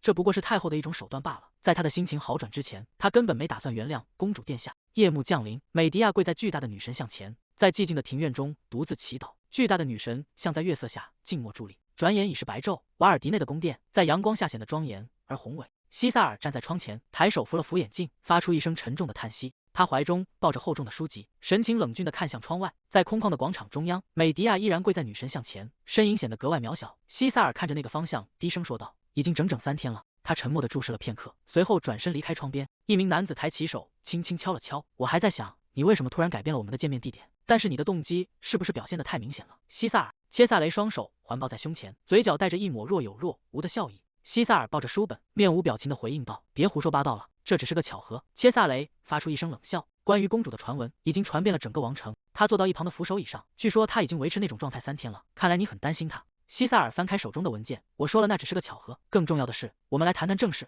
我不知道那家只做武器生意的贸易公司在瓦尔迪纳身上寻求什么，但我会动用我的权力对此视而不见。切萨雷说道：“你不会在没有回报的情况下提出这样的建议？你想要什么？”大法官阁下。西萨尔长舒了一口气，有了这笔钱，王室财政就能维持很长一段时间了。作为交换，我决定拿走一笔巨款。切萨雷走向窗边，他看着窗外，低声自言自语道：“瓦尔迪娜公主吗？连刚出生的小马驹都比她强壮，她为什么要如此固执地坚持下去？是想从她那冷酷的祖母身上得到什么吗？”切萨雷看着远处的瓦尔迪娜，仿佛看到了曾经的自己。在昏暗的大殿内，一名中年贵族愤怒地咆哮着。切萨雷站在台阶下，心中暗自思忖：我越是激怒他，伤口就撕裂得越深，随之而来的怜悯也就越沉重。窗外突然传来了嘈杂的议论声。楼下的庭院里，一名体型宽大的贵族正带着随从快步走过。切萨雷靠在窗框边，那个体型是？那名贵族大声笑道：“哈哈，很快就会结束的。”女官拦在庭院入口，神色严厉地说道：“不得靠近，这是女王陛下的命令。”贵族挺起臃肿的身躯：“你觉得我会打扰一场忏悔祈祷吗？我可是埃蒂安，我只是想近距离看看公主。”他猛地推开女官，女官踉跄着后退，发出一声惊呼。旁边的侍卫立刻上前制住女官。女官愤怒地喊道：“你怎么敢如此无礼！”埃蒂安伯爵露出一丝阴冷的笑容：“我不是曾经差点被选为公主殿下的配偶吗？”他迈着沉重的步伐，一步步走向跪在地上的美迪亚。他贪婪地注视着美迪亚的背影，伸出手向美迪亚的肩膀抓去。“公主殿下！”一块石子划破空气，精准地击中了埃蒂安伯爵的手背。埃蒂安伯爵惊恐地看向四周，到底是谁？他惊慌失措地尖叫道：“有人要暗杀我！”随从急忙冲上前扶住他。主人，远处的贵族们被骚乱吸引，纷纷停下脚步。发生什么事了？埃蒂安伯爵在地上挣扎着。“救命！保护我！”楼上的窗台边，切萨雷拿着石子在手中把玩着。西萨尔站起身走到窗边，发生什么事了？切萨雷转过身，迈步走向长廊深处。没什么。窗外的天空迅速阴沉下来，乌云遮蔽了阳光，雨滴开始落下，敲打着庭院的石砖，泛起一圈圈涟漪。切萨雷独自站在长廊边缘，看着密集的雨帘。禁卫队员拿着雨伞匆忙跑来。“大人！”他将伞递给切萨雷，“请在这里稍等片刻，我去把马车赶过来。”“奇怪，马车钥匙放那了。”切萨雷说道。“我们一起走。”禁卫队员露出惊愕的神情。“您在说什么呢？您可是注定要登上王位的人，我怎么能让您淋到哪怕一滴雨？”他将雨伞塞进切萨雷手中，转身冲进大雨里。“我马上就回来。”切萨雷低声自语道。“王位吗？”他伸出戴着手套的手，接住冰冷的雨滴。“事实上，那个位置或许根本就不属于我。”他迈步走入大雨之中，任由雨水淋在身上。切萨雷停下脚步，看向前方，美迪亚依然跪在冰冷的地面上。切萨雷看着这一幕，心中暗自评价道：“真是恶毒。”他的脑海中浮现出男人的咆哮声：“切萨雷，你体内真的流淌着我的血脉吗？简直就像吞噬了生母的怪物！你的残忍根本没有底线。”美迪亚在雨中摇晃了一下，她脸色苍白，嘴角带着一丝血迹，眼神空洞地望向前方。切萨雷发出一声冷笑：“真是荒谬，被自己的至亲威胁。”美迪亚的身体猛地一晃，双手撑在泥泞的雨地里。不远处，皮娜泰利与几名侍女撑着伞站立。美迪亚低声自语：“还没结束，我必须再坚持一会儿。”一把伞遮住了落在他身上的雨水。美迪亚猛地瞪大了双眼，他转头看向一旁，谁在那里？切萨雷没有理会，径直走向宫殿大门。真是一场精彩的表演，不是吗，公主殿下？禁卫队员撑着伞，急匆匆跑来。老大，他跑到切萨雷身边，压低声音抱怨道：“我给您的伞呢？”切萨雷开口说道：“安静点。”皇太后站在窗前，看着美迪亚的身影，已经5天了，她还是不肯屈服。看来她是把我当成傻瓜了。如果她只是请求原谅，这一切早就结束了。她到底想证明什么？皮娜泰利开口：“陛下，如果可以的话，我能谈谈我的看法吗？”皇太后点了点头，说吧。皮娜泰利说道：“我不认为公主殿下坚持到现在，仅仅是为了反抗您。考虑到女仆长那毫不留情的刁难，也许她只是在试图保护自己。毕竟公主殿下身边已经没有任何人了。”皇太后发出一声轻蔑的冷笑，堂堂一位公主，竟然被下属耍得团团转，真是荒谬。皮娜泰利继续说道：“在没有任何人支持的情况下，她除了独自战斗，别无选择。事实上，我觉得女仆长的行为相当可疑，我怀疑她的所作所为背后另有目的。”皇太后陷入了沉思，确实很奇怪。女仆长是由二王子约阿西姆带进宫的，如果真的出了什么问题，她本该去找二王子才对，为什么偏偏来找我？究竟是为什么？皮娜泰利递上一份文件，我擅自对女仆长进行了调查。皇太后接过文件，仔细翻阅，她愤怒地说道：“那个女人，她竟然一直在变卖公主的私人财物。”皮娜泰利点头回应道：“是的，陛下，她甚至一直在典当公主的随身物品。”皇太后冷笑一声：“我现在明白了，她策划了这整起事件，是因为美迪亚发现了她的所作所为。那个女人竟然敢利用我来伤害公主，她怎么敢？”就在这时，大门被猛地推开，一名侍女慌张地跑进房间：“陛下出大事了，公主殿下晕倒了。”美迪亚倒在坚硬的石砖上，双眼紧闭，整个人失去了意识。皇太后赶到现场，怎么会变成这样？她的情况比我们听到的要糟糕得多。她转向一旁的侍女：“你们难道就只是站在旁边看着，直到她变成现在这样吗？”侍女低着头，战战兢兢地辩解道：“您之前下令说连一滴水都不准给她喝。”皇太后愤怒地斥责道：“你们难道一点常识都没有吗？难道非要我把每一件事都交代得清清楚楚才行吗？”侍女们被吓得面如土色，低头不敢言语。皇太后快步上前，一把抱起虚弱的美迪亚：“你们还在发什么呆？难道打算就这样把公主丢在这里不管吗？”她看着怀中的美迪亚，脑海中突然闪过一段尘封的记忆。她绝望地扑在棺木上，凄厉地哀求着：“约翰，我的儿子！”皇太后猛地回过神，对着周围大声命令道：“立刻传唤御医过来。”侍女慌忙回应道：“是的，我马上就去。”皇太后对着呆立的众人吼道：“别在那儿站着，快把她抬进屋里去！”美迪亚被安置在寝殿的床上，皇太后站在床边，焦躁地问道：“我很久以前就派人去请御医了，为什么到现在还没来？”侍女解释道：“公主宫里的侍女已经再次去确认了，御医应该很快就会赶到。”皇太后眉头紧锁，为什么这间屋子冷得像冰窖一样？侍女吓得惊叫一声：“请原谅！”她匆匆跑出房间，准备木柴。皇太后厌恶地感叹道：“这些侍女到底是怎么受训的，竟然如此无能？”皮娜泰利低声说道：“听说女仆长以制造混乱为由，辞退了这里所有的原班人马。”皇太后环视着清冷破败的房间，那个女人直到最后都在兴风作浪，而且这和我知道的情况完全不同。他们说美迪亚在庇护下生活的极其奢靡，可这里根本找不到一丝挥霍的痕迹。美迪亚躺在床上，额头上敷着湿毛巾，呼吸微弱。皇太后说道：“如果非要说的话，这里看起来就像是被废弃了很久一样。”门外传来动静，陛下派出去的侍女回来了。侍女战战兢兢的行礼，向陛下问安。皇太后冷冷地问道：“为什么只有你一个人回来？”侍女声音颤抖着回答：“御医说他现在太忙了，没办法过来出诊。”皇太后难以置信地问道：“这不可能，到底有什么急事，能让他推迟救治一位公主？”侍女支支吾吾地说道：“克劳迪奥小姐被邀请函割伤了手指。”皇太后的眼中燃起怒火：“你说什么？她竟然为了区区一个直划伤，就敢无视皇室的传唤？”侍女吓得跪在地上：“不是那样的！”皇太后攥紧了衣角，看来是我为先王哀悼得太久了，久到让这些人忘了规矩。身为国王唯一的妹妹，竟然一直遭受着这种轻蔑和对待。侍女绝望地哀求道：“我罪该万死，请陛下饶恕！”皇太后冷冷地命令道：“再去传唤御医，一个字都不要提起我在这里。”侍女连声应道：“遵命。”皇太后看着病榻上的美迪亚，眼神变得异常坚定，看来必须由我亲自来整顿皇室的纲纪了。御医闯入房间，对着屋内的人大声嚷道：“行了，我这不是来了吗？现在满意了吧？”他一边走一边抱怨：“公主在哪？她平时就总是动不动晕倒，为什么这次突然这么惊慌失措的大喊大叫？”女仆回应道：“她就躺在那边。”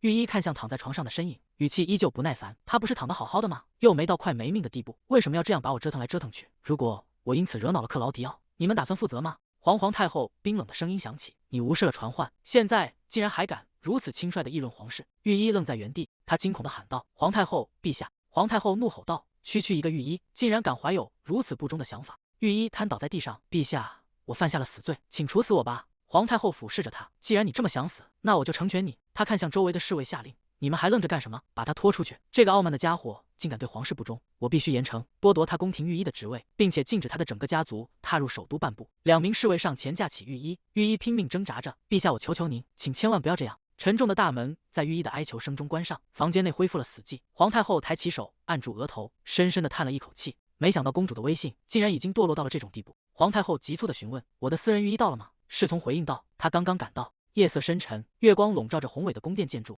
皇太后走下石阶，穿过寂静的中庭，她停下脚步，望向远处的灯火，神情凝重。皮纳泰利轻声劝慰道：“陛下，请放下您的忧虑，希罗托斯大人一定会仔细检查公主殿下的身体。”皇太后坐在床边，看着正在诊治的御医问道：“公主的情况如何？”希罗托斯停下手中的动作，低声回应道：“请原谅我的直言，情况相当严重，我会尽我所能进行医治，所以请陛下放宽心，先去休息吧。”远处的一栋别馆灯火通明，悠扬的琴声从那里传出，在夜空中回荡。皇太后问道：“那是哪里？”皮纳泰利顺着他的目光看去，那是克劳迪奥公爵和他女儿居住的小屋。皇太后听后，脸色变得更加阴沉。公主居住的地方如此破败，可那些旁系亲属的宅邸竟然比皇宫还要奢华。看来我确实隐居得太久了。清晨的阳光穿过高大的窗棂，洒进华丽的寝殿。美迪亚静静地躺在宽大的床上，面容在晨光中显得格外苍白而脆弱。她睁开双眼，撑着身体坐起来。过去多久了？内里尔端着托盘走进房间。殿下。他快步走到床边。您还好吗？您现在还不应该起床。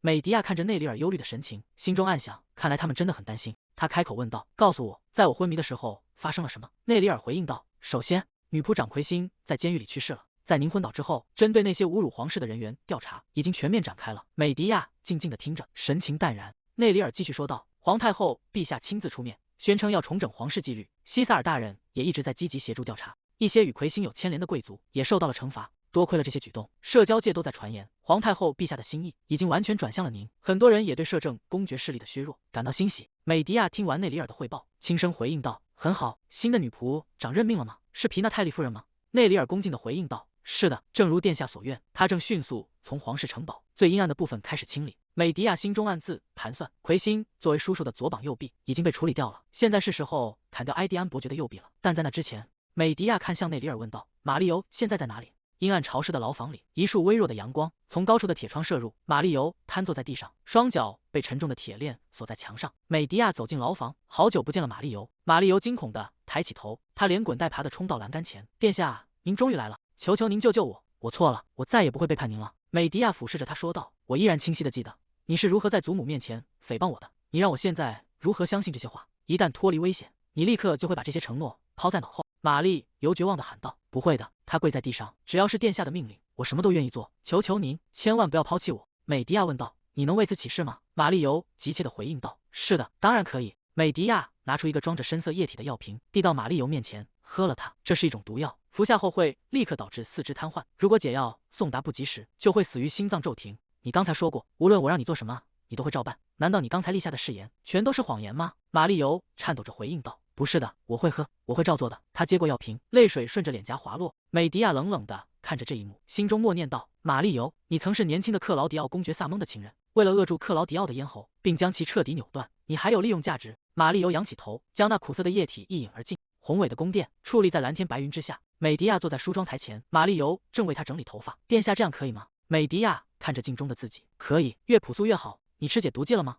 玛丽尤低声回应道：“是的，殿下。”美迪亚叮嘱道：“绝对不能错过服药的时间，所以你要定期过来拿药。”皮纳泰利走近说道：“公主殿下该出发了，皇太后陛下正在等您。”美迪亚回应道：“好的，我们走吧。”华丽的会客室内，皇太后坐在主位，美迪亚与伯纳坐在对面的长椅上，几名侍女恭敬地立于一旁。桌上摆放着精致的红茶与各式甜点，草莓塔散发着诱人的香气。美迪亚端起茶杯，轻抿了一口红茶。皇太后注视着对面的两人，也端起茶杯喝了一口。她清了清嗓子，看着对面的美迪亚：“你病了好几天，但看你现在的举止如此得体，看来是已经完全康复了。”美迪亚微笑着回应：“谢谢您的关心，祖母。”伯纳看向美迪亚：“你的礼仪什么时候变得这么精湛了？难道你以前在礼仪老师面前一直在装作不懂吗？”美迪亚说道：“那不可能，姑姑送去的老师是专门教授贵族礼仪的，那位老师教的内容和我需要学习的不一样，所以也没办法。”伯纳惊讶地喊道：“什么？那不可能是真的？我也跟那位老师学习过呀。那您的意思是说我也学错了吗？”皇太后开口说道：“比起那个美迪亚，作为这个国家唯一的公主，你的打扮实在太朴素了。”她指着一个精致的木盒：“拿过去吧，这是我这个老太婆送给你的礼物。”伯纳看着盒子里面的东西，惊得捂住了嘴巴。盒子里整齐地摆放着华丽的珠宝、项链、怀表、耳环和胸针，在红色的衬底上闪烁。美迪亚开口说道：“谢谢您，祖母。伯纳盯着美迪亚，什么？祖母为什么突然这样做？照这样下去，美迪亚会把所有的好东西都抢走的。他凑到首饰盒前，姐姐，如果你没有喜欢的，那我就先选了。他看着满盒的珠宝，感叹道：“每一件都好漂亮啊，我该选哪一个呢？蓝宝石怎么样？”皇太后大声呵斥道：“你竟敢！”伯纳颤声问道：“祖母。”皇太后满脸怒容地俯视着伯纳：“我什么时候说过要给你了？你竟敢如此随意地触碰公主的东西！”伯纳低着头辩解道：“因为姐姐一直没有选。”皇太后厉声呵斥道：“注意你的称呼，不是姐姐，要叫殿下。仅仅因为你住在这座宫殿里，你就以为自己也是高贵的瓦尔迪纳成员了吗？给我遵守君臣之间应有的礼仪。”伯纳、莱文、克劳迪奥。伯纳脸色苍白，惊恐地看着皇太后，他猛地站起身，大声喊道：“我只是像往常一样做而已，为什么您突然只针对我一个人？祖母，这真的太过分了。”他转身跑出会客室，脚步声在走廊里回荡。皇太后看着伯纳离去的背影，那个幼稚的东西，我以前竟然没看出来他有多么不成熟，是我太宠溺他了。美迪亚说道：“祖母，请您理解伯纳。伯纳和我一直住在皇宫里，我们无论做什么都在一起，无论我拥有什么，伯纳也总会拥有一份。所以您刚才的话一定让他感到很困惑。”皇太后愣住了。美迪亚拥有的东西，伯纳也全都拥有吗？伯纳只是旁系公主，而美迪亚是直系公主，这怎么可能？美迪亚指着首饰盒：“祖母，我可以选这个吗？”皇太后看着美迪亚手中的东西，那是不是太朴素了？美迪亚拿起一把短刀，我喜欢这个。她端详着手中的武器，刀刃由大马士革钢打造，这是一件很棒的武器。皇太后沉默地注视着美迪亚，简直朴素到了寒酸的地步。关于公主生活奢侈的传闻，到底是从哪里传出来的？皇太后说道：“既然那是你想要的，那就随你吧。”美迪亚微笑着回应：“谢谢您。”她站起身，祖母，下次我再来拜访您。皇太后回应道：“好的。”美迪亚离开后，会客室的门被关上。皇太后独自坐在椅子上，陷入了沉思。真的只有年幼的伯纳不知道自己的分寸吗？如果赫金怀有任何危险的想法，他开口说道：“皮纳泰利，我们需要寄一封信。”侍女皮纳泰利低头回应道：“是的，陛下。”皇太后站起身：“我们应该召集皇室亲属。”赫金愤怒地捶向桌面，发出沉重的闷响。他咬牙切齿地吼道：“偏偏是蒙特家边境伯爵，母亲怎么能这样对我？竟然召回了那个总是黏着我哥哥的小鬼！无论怎么看，这显然是为了牵制我而采取的行动。”凯瑟琳叹了口气：“伯纳也去了母亲那里，结果哭着回来了。看来是因为没有正确称呼美迪亚而被训斥了。”赫金瘫坐在椅子上，扶着额头说道：“我不知道母亲为什么突然开始这样做。随着母亲的介入，损失已经变得无法估量了。那个一直在侵吞皇室资金的工会被瓦尔迪娜解散了，他甚至清理了别馆，把我们从皇宫里赶了出来。”赫金愤怒地说道：“现在的舆论已经完全倒向了那个可怜的公主。”凯瑟琳站在一旁劝道：“亲爱的，冷静点。”赫金大声吼道：“你让我怎么冷静？革命计划就要毁于一旦了。”桌上散落着催款的信件，上面写着：“请在约定期限内拨付资金。”赫金咬紧牙关，脸色阴沉到了极点。如果他们发现美迪亚并不是这一切的真正原因，我的王位就保不住了。凯瑟琳走上前，将手搭在赫金的肩膀上：“亲爱的，别担心，你的权力依然稳固。虽然我们失去了女官长，但内廷大臣不是还站在你这边吗？我们仍然可以随心所欲地操控内廷。至于蒙特加伯爵，也不必担心，我们只需要抢先行动。”赫金问道：“你有什么周密的计划吗？”凯瑟琳思索着，为了庆祝美迪亚康复，举办一场盛大的宴会，怎么样？那个可怜的孩子最近受了不少苦，不是吗？到那时，所有人都会看到美迪亚在金银财宝中微笑的样子。赫金露出阴冷的笑容，真是个好主意，不愧是你。凯瑟琳说道：“我们只需要像往常一样做就好。美迪亚会成为我们的盾牌。”美迪亚坐在窗边，手中把玩着精致的短刀。内里尔走进房间：“殿下，我已经按照您的指示，把消息传达给翁贝托了。”美迪亚说道：“他一定非常警惕。不过看来你的那位同事比我想象中更有才华。”内里尔说道：“汤姆恳求下次能再次为您效劳，但是殿下，您打算把他用在什么地方？”美迪亚神色平静地回应道：“想要狩猎，就必须先设下陷阱，告诉汤姆，让他严密监视那个人。”内里尔低头应道：“遵命，殿下。”美迪亚看向窗外，猎场已经准备就绪了，是时候去见见那位猎人了。阳光洒在白色的城堡尖顶上，云层在蓝天中缓缓移动。西萨尔走进房间，向公主殿下致意。美迪亚端坐在华丽的沙发上，好久不见了，西萨尔爵士。西萨尔在对面的沙发坐下，听说您有话要对我说。他心中暗自思忖，公主最近一直很安静，所以他现在到底在打算什么？克劳迪奥的影响力终于开始减弱了，我绝不能错过这个机会。西萨尔开口说道：“如果您是为了克劳迪奥家族动用印章的事而来，请停下吧。您可能还没意识到，那个男人对瓦尔迪娜来说是一场瘟疫。我恳请您重新考虑。”美迪亚端起茶杯：“我明白了，其实我今天来是为了……”他突然停住了话头，目光落在茶杯上，这个味道。他看向西萨尔，这茶有一种独特的香气，是您亲手调制的吗？西萨尔点头：“是的，这是我的侍女亲手制作的药茶，如果不合您的口味，我会让人重新准备一份。”美迪亚说道：“药茶吗？那一定对身体很有好处。”他看向身旁的侍女：“你为什么不尝尝呢？”侍女愣在原地：“您说什么？”西萨尔问道：“殿下，您为什么突然这么做？”美迪亚平静地回应：“我只是被一个愿意亲手煮茶的侍女的诚意打动了，独自享用这么健康的茶，实在是太浪费了。”侍女低下头，声音有些颤抖地说道：“殿下，您过奖了，像我这样的人怎么敢？美迪亚打断了他的话，语气变得冰冷。你是在让我重复一遍吗？西萨尔问道。殿下，请告诉我，您为什么要这么做？美迪亚从沙发上站起身，她端起那杯茶，递到侍女面前，喝了它。侍女整个人僵住，发不出声音。西萨尔猛地冲上前，公主殿下，美迪亚冷冷地说道。为什么？是因为你不敢喝下这杯会让人发疯的毒药吗？西萨尔震惊地看向侍女。美迪亚继续说道，你的主人甚至不知道自己喝的是毒药，还在为你辩护。侍女瘫倒在地上，惊恐地喊道，我犯下了死罪，我只是因为害怕丢掉性命才这么做的，我错了，殿下，我愿意接受任何惩罚，求求您，只要不是喝下那杯毒药。西萨尔问道，这是怎么回事？到底发生了什么？侍女抽泣着解释道，是克劳迪奥公爵威胁我的，他让我定期给西萨尔爵士喝下这种药，说时间久了就会让人发疯。美迪亚心中暗自思忖，在我的前世，我就觉得这件事很蹊跷。那个曾经才华横溢的男人，突然选择了隐居，最终因为无法忍受疯狂而结束了自己的生命。美迪亚收回思绪，拿起桌上的精灵摇了摇，她看向门口的卫兵，吩咐道：“把那个女孩带出去。”2名卫兵上前架住侍女，侍女惊恐地挣扎着：“殿下，我错了，请饶了我吧。”房门缓缓关上，房间重归寂静。西萨尔转过头问道：“您是怎么知道那是毒茶的？”美迪亚坐回沙发上，我以前闻到过这种气味，只是运气好罢了。他心中暗自思忖，远征时经历的那些磨难总算没有白费。如果不是那时候闻过，我绝不可能认出他。他继续说道：“那是名为哈鲁斯的毒草，仅仅靠气味就能让人陷入疯狂。这段时间，你最好先服用一些解毒剂。”西萨尔开口问道：“一直以来保护克劳迪奥家族的人不正是您吗？为什么突然改变了主意？”美迪亚看着窗外透进来的光线，在与死亡擦肩而过之后，我看到了真相。他转过头，眼神犀利地盯着西萨尔。我很清楚我叔叔想要的是什么，我相信你也同样清楚。我今天来到这里是为了表明我的目的，我会守护这片土地，守护我兄长佩留斯的领土。为此，我会除掉埃迪安伯爵，那个我叔叔最得力的左右手，而且我想帮你重新掌控你的魔力。西萨尔的嘴角微微上扬，那位伯爵可不是个容易对付的目标，我很乐意为您效劳，请告诉我您的计划。殿下，禁卫队员看向窗边的切萨雷，老大，你真的不去吗？这可是直接发给你的邀请函。切萨雷回应道，算了。禁卫队员说道，既然我们留在了瓦尔迪纳，至少应该去见见克劳迪奥公爵，这可是为了庆祝公主康复而举办的宴会，我们就去看看吧。我就说这里有一封给阿卡内斯佣兵团的邀请函，这难道不奇怪吗？他们不可能没听说过你的恶名，这不是很可疑吗？切萨雷扯开领口，呼吸变得有些急促。卡洛，禁卫队员卡洛愣了一下，老大。切萨雷咬牙命令道，去把特伦斯找来，立刻去。特伦斯说道，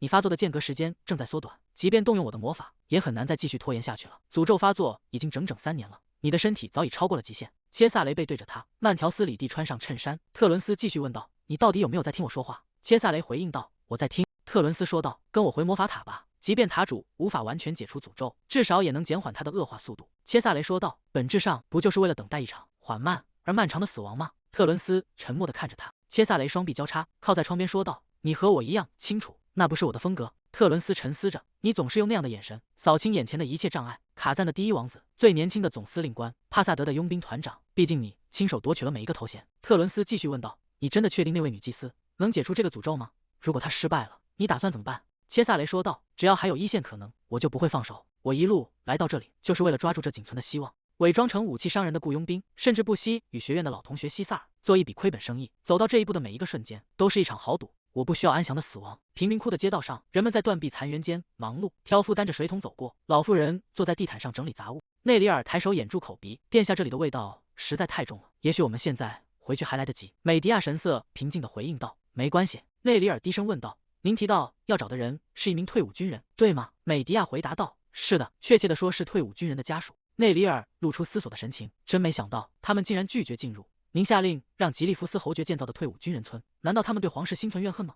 美迪亚看向前方，淡淡的回应道，谁知道呢？虽然城墙外有1半的退伍军人已经搬进了救济中心，但依然有很多人留在了外面。在那群人之中，藏着前世曾俘虏过我的叛军2把手。在做出最终决定之前，我必须先见他一面，是让他活下去，还是先发制人杀了他？前方突然传来一阵剧烈的破碎声，一名壮汉愤怒地吼道，你这小畜生，快把面包交出来！美迪亚和内里尔停下脚步，看向声音传来的方向。内里尔看向美迪亚说道，殿下，我去处理一下。美迪亚叮嘱道，只要确保别伤到他们就好。内里尔快步走向骚乱发生的巷口，美迪亚独自留在原地。一个沙哑的声音突然从后方传来，那边的银发小姐。美迪亚侧过头看向身后，一个披着深色斗篷的身影缓缓走来。那人低声问道，要算一卦吗？别被我的外表骗了，我是这个王国里年纪最长、根基最深的人，让我为你预知未来吧。年轻的小姐。美迪亚侧过身，冷淡地回应道，不用了，谢谢，我已经知道了。老妇人看着他的背影，既然如此，你就更应该看一看了。毕竟这一生难道不应该和前世有所不同吗？美迪亚猛地停下脚步，转过身看向老妇人。老妇人发出一阵低笑，明智的选择，年轻的小姐。她从斗篷下伸出手，掌心中2颗剔透的圆球相互碰撞，发出清脆的响声。她看着圆球，低声说道：“天哪，看来这一生也不会太容易。”年轻的小姐，混乱正挡在你的路途之上，它依然遮蔽着天道，试图夺走你的光芒。但不必担心，因为有一颗巨星正在陨落，那颗星将为你劈开前方的混沌。美迪亚神色冷淡地回应道：“无论那是什么，我都不需要，我可以独自处理好这一切。”老妇人咂了咂嘴，有些无奈地说道：“那会很困难的，那些污秽又粘人的东西已经缠上你了。”她伸出双手，握住美迪亚的手：“年轻的小姐，你听说过黎明之泪吗？那是蕴含着女神力量的神奇灵药。”它可以抹去这世上的一切，无论是疾病、记忆，甚至是命运本身。而那些泪水将会拯救那颗陨落的巨星。上天深深地眷顾着你，甚至不惜遮蔽星光，一位星座，只为了让你重回过去。记住这一点，你的血管里流淌着这片大陆曾经最睿智之人的血脉。你是传达女神意志的唯一人选，你是这苍穹之下唯一的。老妇人的话语戛然而止，她猛地呕出一口鲜血。美迪亚扶住老妇人的肩膀：“你应该去看看医生。”老妇人急促地喘息着：“这只是上天给我的警告。你的心一如既往地善良。”她推开美迪亚的手：“快走吧，年轻的小姐，我的时间还没到。”美迪亚拉了拉斗篷，走在贫民窟荒凉的街道上。她回过头，眼神中透出一丝迷茫与深思。老妇人的声音在风中回荡：“不要忘记我这个老太婆说的话。”美迪亚低声自语：“那究竟会是什么？黎明之泪，还有一颗陨落的巨星。”切萨雷从前方走来，2名随从紧跟在他的身后。他与美迪亚擦身而过。切萨雷问道：“你确定是这里吗？”2个衣衫褴褛的孩子蜷缩在贫民窟的断壁残垣下，惊恐地看着来人。卡洛回应道：“我很确定，我的线报说，有人在这些贫民窟里见过一位老妇人，他会说古代大陆语，据说他的随身物品上有一个标志，看起来很像萨德亚部落的族徽。”特伦斯叹了口气：“别抱太大期望，切萨雷，那个家族已经灭绝很久了，很难确定真伪。”切萨雷走进错综复杂的巷弄，总之这里的巷子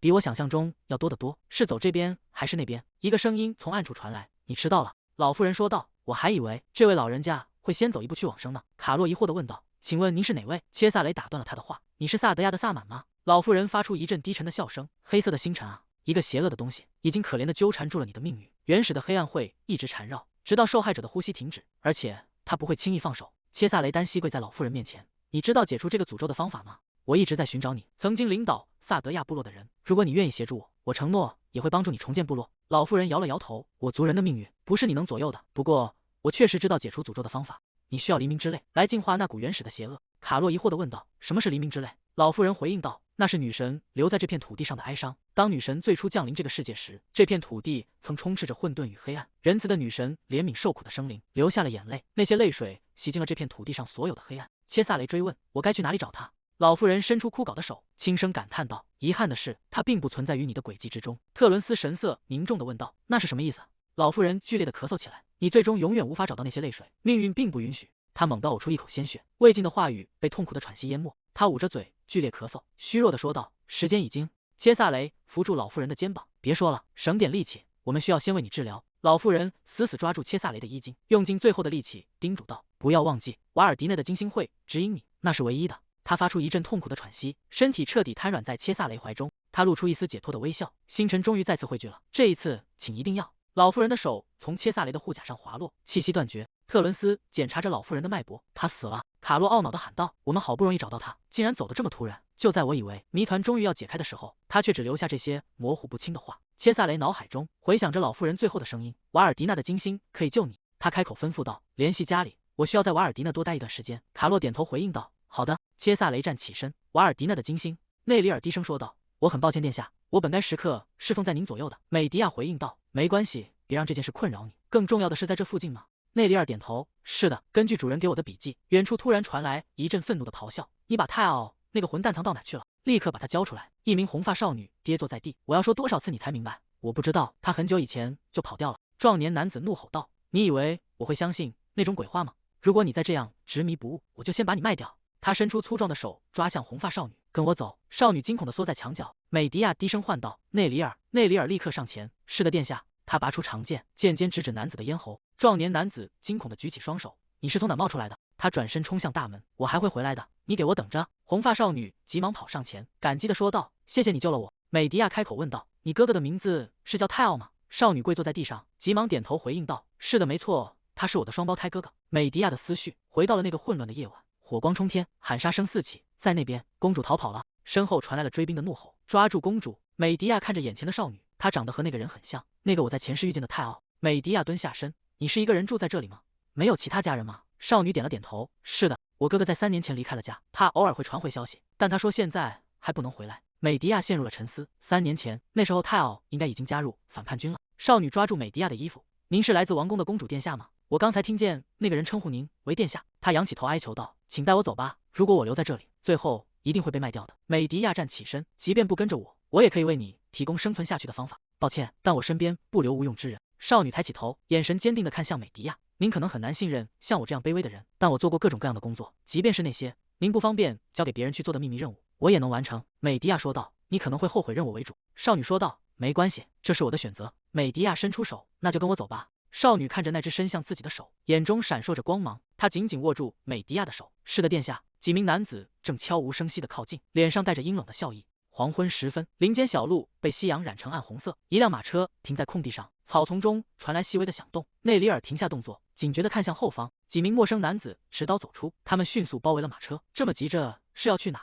八面男子说道。我们还有些账没算清。少女惊恐地说道。这是个人口贩卖团伙。八面男子攥紧手中的绳索。那位年轻小姐可是值不少钱，如果你不想受伤，最好把身上所有的东西都交出来。美迪亚坐在马车内，隔着窗户看向外面。内里尔回应道。是的，他将一个沉甸甸的钱袋扔在地上，这些应该足够了。八面男子捡起钱袋掂了掂分量，脸上露出贪婪的笑容。美迪亚走下马车，我要买下这个孩子。八面男子吹了个口哨，打量着美迪亚，看来今天遇到了个大客户。就像你说的，买下那个干瘪的小丫头确实够了，但如果把你抓走，我想至少能卖出5倍的价格。内里尔挡在美迪亚身前，手已经握住了剑柄。美迪亚看向马车内的女孩，萨亚，你能在车里等一会儿吗？萨亚隔着车窗点了点头。美迪亚转过身，语气平静地命令道，内里尔处理掉。内里尔拔出长剑，遵命殿下。八面男子嘲讽道，一个人就敢冲过来，你哪来的胆子在这逞强？我会让你跪地求饶。数名打兽同时冲向内里尔，内里尔身形闪动，剑光在林间纵横交错，几名打兽甚至没看清他的动作，便已纷纷倒地。一名打兽惨叫道，我的胳膊！八面男子看着眼前的景象，这简直疯了，那个护卫太强了。他的眼神变得阴狠。既然如此，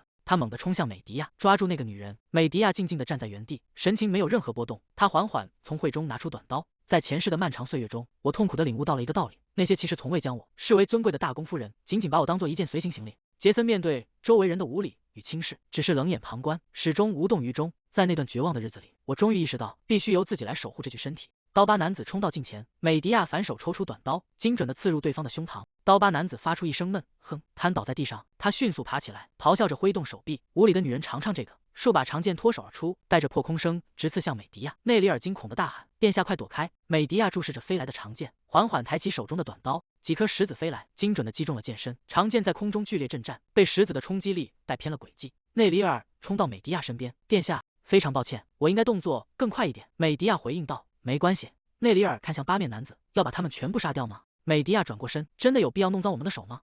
我们时间紧迫，适当处理一下就好。”内里尔低头领命：“是的。”八面男子瘫坐在地，惊恐地向后挪动身体：“等一下，请饶了我们这次吧。”惨叫声在黄昏的树影中回荡，惊起一群飞鸟。卡洛躲在远处的草丛中，马车在夕阳下渐行渐远，消失在林间小路的尽头。卡洛感叹道：“那个女人真是太致命了，她就是美迪亚公主对吧？什么样的公主会像那样战斗？你看到她刚才精准击中要害的动作了吗？”切萨雷摊开手掌，看着掌心的石子，瓦尔迪内的那颗金色之星，难道真的是人类吗？时间流逝，内里尔站在美迪亚身旁汇报：“那天您带回来的那个孩子适应得很好，女仆们都很喜欢他，他做事情快，学东西也很快。”美迪亚点了点头：“那很好。我之前提到的那个老妇人，你找到了吗？”内里尔低下头：“我很抱歉，我们连她的踪迹都找不到。”美迪亚垂下眼帘：“我知道了。我真的很想再见她一面。她曾说过，在我的体内流淌着大陆上最睿智之人的血脉，那是传递女神意志的人。那些话到底是什么意思？”美迪亚猛地睁大双眼，如果说是最睿智的人，他猛地站起身，快步向门外走去。他沿着昏暗的旋转石阶疾行而下。大陆上最睿智的人，贤者以及那个受贤者庇护的国家。美迪亚的脑海中不断回想着那个名字。如果贤者之时守护这片土地的原因，是因为他的主人曾是瓦尔迪内的祖先。他来到一扇巨大的雕花木门前，伸手推开了沉重的门扉。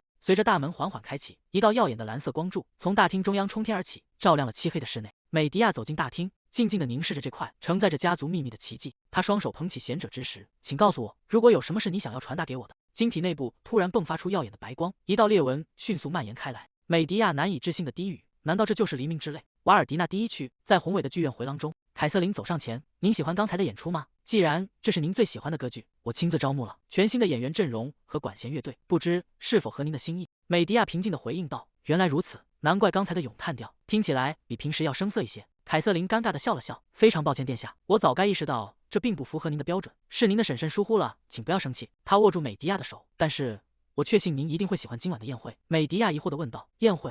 凯瑟琳微笑着回应道：“是为了庆祝殿下康复而举办的。我们克劳迪奥家族准备了一场小型聚会。”随后，他们来到了布置奢华的更衣间，桌上陈列着琳琅满目的珠宝首饰。凯瑟琳指引着方向，说道：“殿下，请往这边走，我们为您准备了这些小礼物。”伯纳惊叹道：“天哪，这些看起来都好贵重。”美迪亚坐在长椅上，我真没想到您竟然为我考虑了这么多。凯瑟琳微笑着回应：“一点也不麻烦，只要能得到您的赏识，就是我最大的快乐。”伯纳心中充满了不满，他到底怎么了？母亲明明给了他远超他应得的待遇，他的反应竟然还是这么冷淡，真是令人不悦。美迪亚侧过头，神情冷淡。凯瑟琳说道：“我有一件特别的礼服，想请您在今晚的宴会上穿。”他看向伯纳：“我先告辞了，等殿下换好衣服后，务必护送他出来，明白了吗？”伯纳低头回应道：“好的。”两名侍女走上前：“殿下，我们来服侍您更衣。”美迪亚拒绝道：“不必了。”他看向身后的玛丽尤：“由你来服侍我。”玛丽尤恭敬地回应道：“遵命，殿下。”伯纳独自坐在长椅上，心中充满了轻蔑。他甚至连背叛过自己的女仆都无法解雇。他真的以为自己能撑起这么华丽的衣服吗？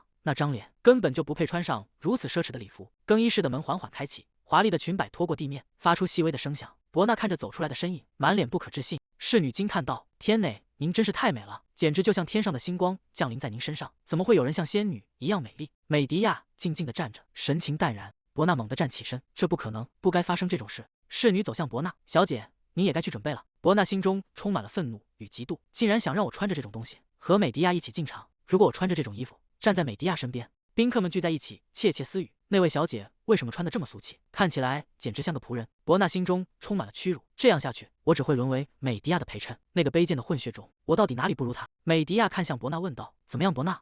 你觉得这件礼服还可以吗？”伯纳抬起头，脸上露出一抹扭曲的微笑：“这件衣服真的很漂亮。”宴会厅内灯火通明，巨大的水晶吊灯散发着光芒，宾客们已经陆续入场。一名宾客指着香槟塔感叹道：“天哪，快来看看这个！”香槟在闪闪发光。另一人回应道：“确实非常壮观。”人群中传出阵阵私语：“我听说这场宴会是公主殿下亲自要求的，这似乎有些过分了。难道他不知道外面发生了什么吗？”蒙特加伯爵端着酒杯，国家正处于战争中，街道上到处都是饥饿的民众，他却沉溺于这种奢侈之中。克劳迪奥公爵赫金笑了起来：“这也是没办法的事。美迪亚还太年轻，在成熟之前，他还有很长的路要走。只要他手里握着国王的印章，就没什么好担心的了。他确实是个很难讨好的角色。”蒙特加伯爵沉默地听着。克劳迪奥公爵继续说道：“只要举办这种规模的宴会，他就能安静好一阵子。”蒙特加问道：“是这样吗？”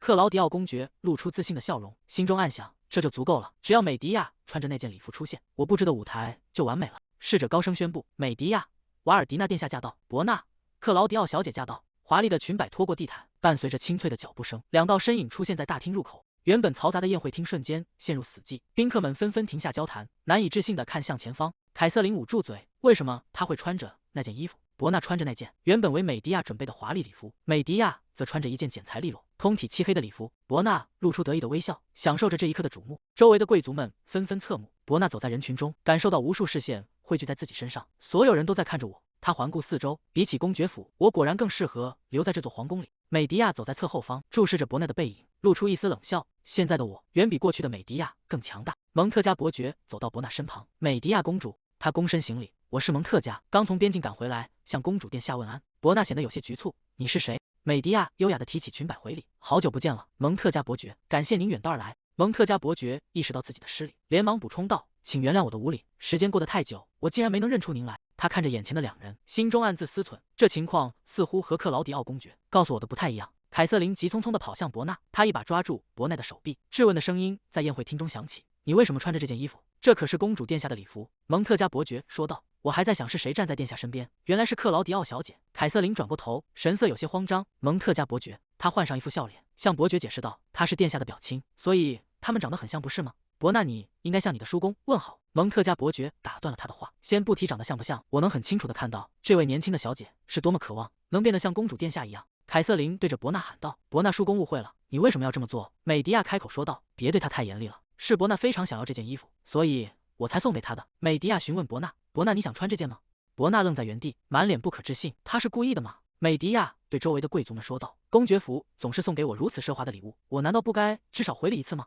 贵族们交头接耳，所以伯纳小姐觊觎殿下的礼服，她到底有多缺乏，自知之明。我们现在正处于战争时期，大家都知道陛下仍在战场上，百姓们也正忍饥挨饿，怎么能沉溺于奢靡之中？一名手持折扇的女性走了出来，但公主殿下是陛下唯一的亲妹妹，无论殿下选择穿什么，谁敢有异议？美迪亚微微一笑，没错，我是瓦尔迪纳唯一的公主，无论我穿什么，我的本质都不会改变。既然如此，我为什么要为这种事烦恼？手持折扇的女性赞许地说道：“真是明智之言，谁敢要求殿下证明身份？你没必要为了那些繁复的礼服而感到负担。”伯纳站在原地，双手死死抓着华丽的裙摆，身体止不住的颤抖。克劳迪奥公爵高举酒杯：“各位，请听我说，如大家所知，今晚的宴会是为了庆祝我们的公主殿下。在陛下亲征期间，殿下始终不知疲倦地处理政务，甚至不惜损害自己的健康。这场宴会是为了祈愿殿下的安康与平安。”蒙特加伯爵心中暗自感叹：“天哪，他竟然比赞美陛下还要卖力地赞美公主殿下！”克劳迪奥公爵高声宣布：“公主殿下本身的存在，就是我们瓦尔迪内的荣耀。”大厅内响起密集的碰杯声，贵族们纷纷举杯响应。为了美迪亚公主殿下，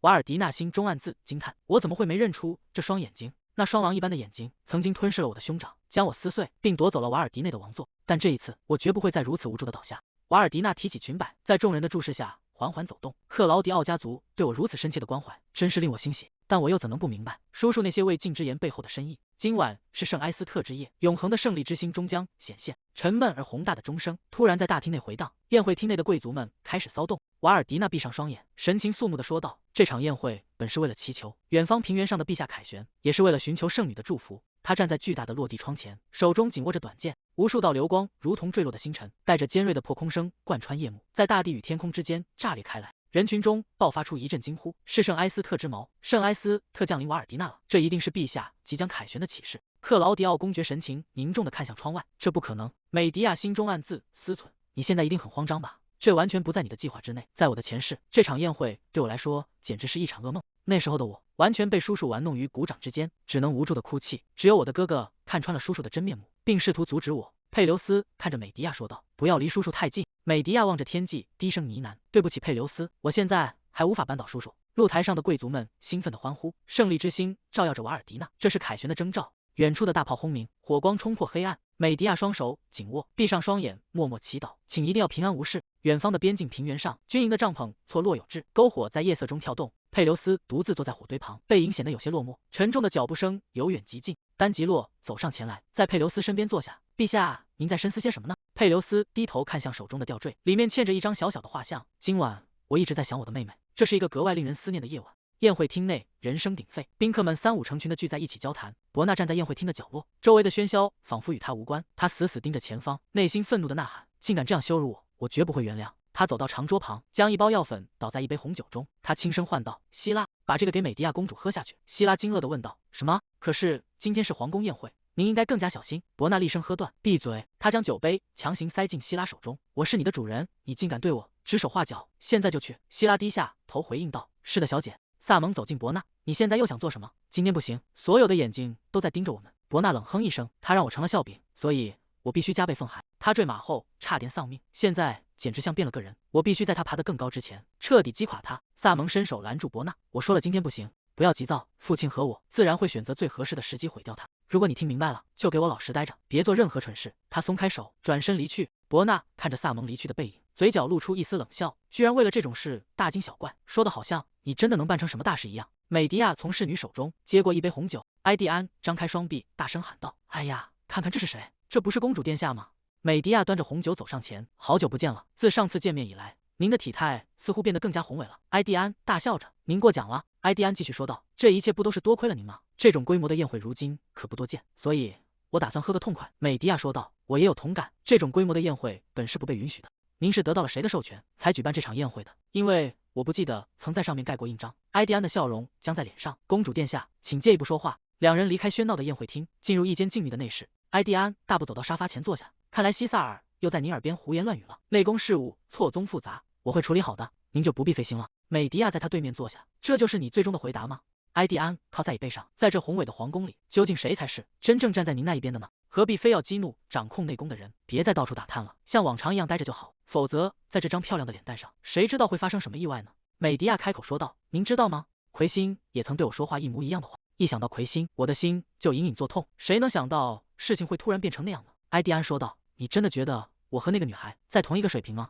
美迪亚微微一笑，说到这个，魁星死前留下了一些奇怪的话。他说皇宫里有一条蛆虫，比他还要肮脏，还要臭不可闻，必须抓住它，皇宫才能正常运转。然而，关于那条蛆虫，听说它长相丑陋，甚至无法在床上尽责，所以他的血脉断绝了，他已经彻底废了。为了抚慰受挫的自尊心，他就开始折磨年轻人。埃蒂安咬紧牙关，额头渗出汗水。美迪亚问道：“你还好吗？你的脸很红。”埃蒂安故作镇定：“一定是这房间的问题，这里太热了。”美迪亚看着桌上的酒杯，但我真的想不通，你知道他指的是谁吗？埃蒂安低着头，我一点头绪也没有。他心中惊疑不定，这个女孩到底知道多少？美迪亚站起身，那就替我查清楚吧。作为公主，这件事一直让我耿耿于怀。埃蒂安低声回应道：“好的，交给我吧。”美迪亚转身离开，那就拜托你了。埃蒂安猛地站起身，愤怒地咆哮着：“他竟然叫我蛆虫！”他一把抓起桌上的酒杯，仰头喝下一大口，酒杯被狠狠摔在地上，碎片伴随着深红的液体四溅开来。他对着门外的侍从怒吼：“蠢货，这酒是温的，快去换一杯新鲜的来，动作快点！”美迪亚走在静谧的长廊上，一个声音从前方传来：“美迪亚公主！”美迪亚停下脚步，看着迎面走来的男人。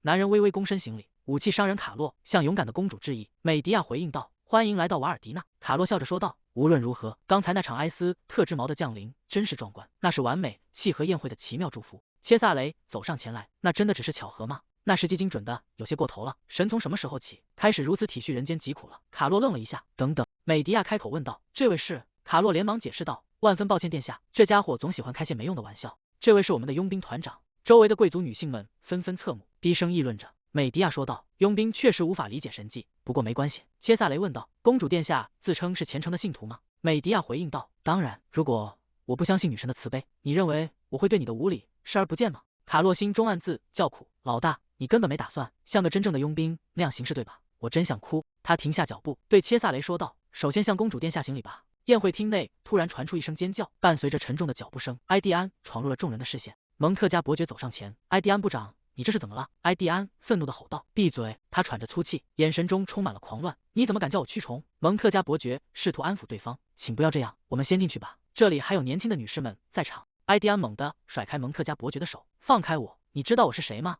四周传来议论声：“真肮脏，滚远点！你这肮脏的蛆虫，这里没人想和你这种货色扯上关系。”埃蒂安彻底失控，对着周围咆哮道：“你们都给我闭嘴！你们这些没用的垃圾！”他发出一声狂叫，猛地冲向美迪亚。人群中传出惊恐的呼喊：“保护公主殿下！”就在埃蒂安即将触碰到美迪亚的瞬间，切萨雷伸手举起美迪亚，将她移向一旁。美迪亚愣住，神情有些意外。切萨雷伸出一只脚，精准地绊在冲过来的埃蒂安腿前。埃蒂安发出一声闷哼，身体失去平衡，整个人向前栽倒。伯纳站在不远处，发出了惊恐的尖叫：“为什么朝我过来了？”埃蒂安撞在伯纳身上，伯纳惊叫道：“啊呀呀！”他推搡着埃蒂安：“快滚开！”埃蒂安依然纠缠着伯纳不放，周围的宾客们发出了惊呼：“天哪！”萨蒙对着埃蒂安吼道：“立刻从我妹妹身上滚开！”埃蒂安伸手抓住萨蒙的手臂，眼神迷离地说道：“你长得真漂亮。”他凑到萨蒙耳边低语：“你已经跟过男人了吗？”他的手开始在萨蒙身上乱摸：“跟我走吧，让我们度过一个漫长的夜晚。”萨蒙握住剑柄：“你这个疯子，我要杀了你！”克劳迪奥公爵冲上前，按住萨蒙的肩膀：“够了，快住手！”他看向周围的侍卫：“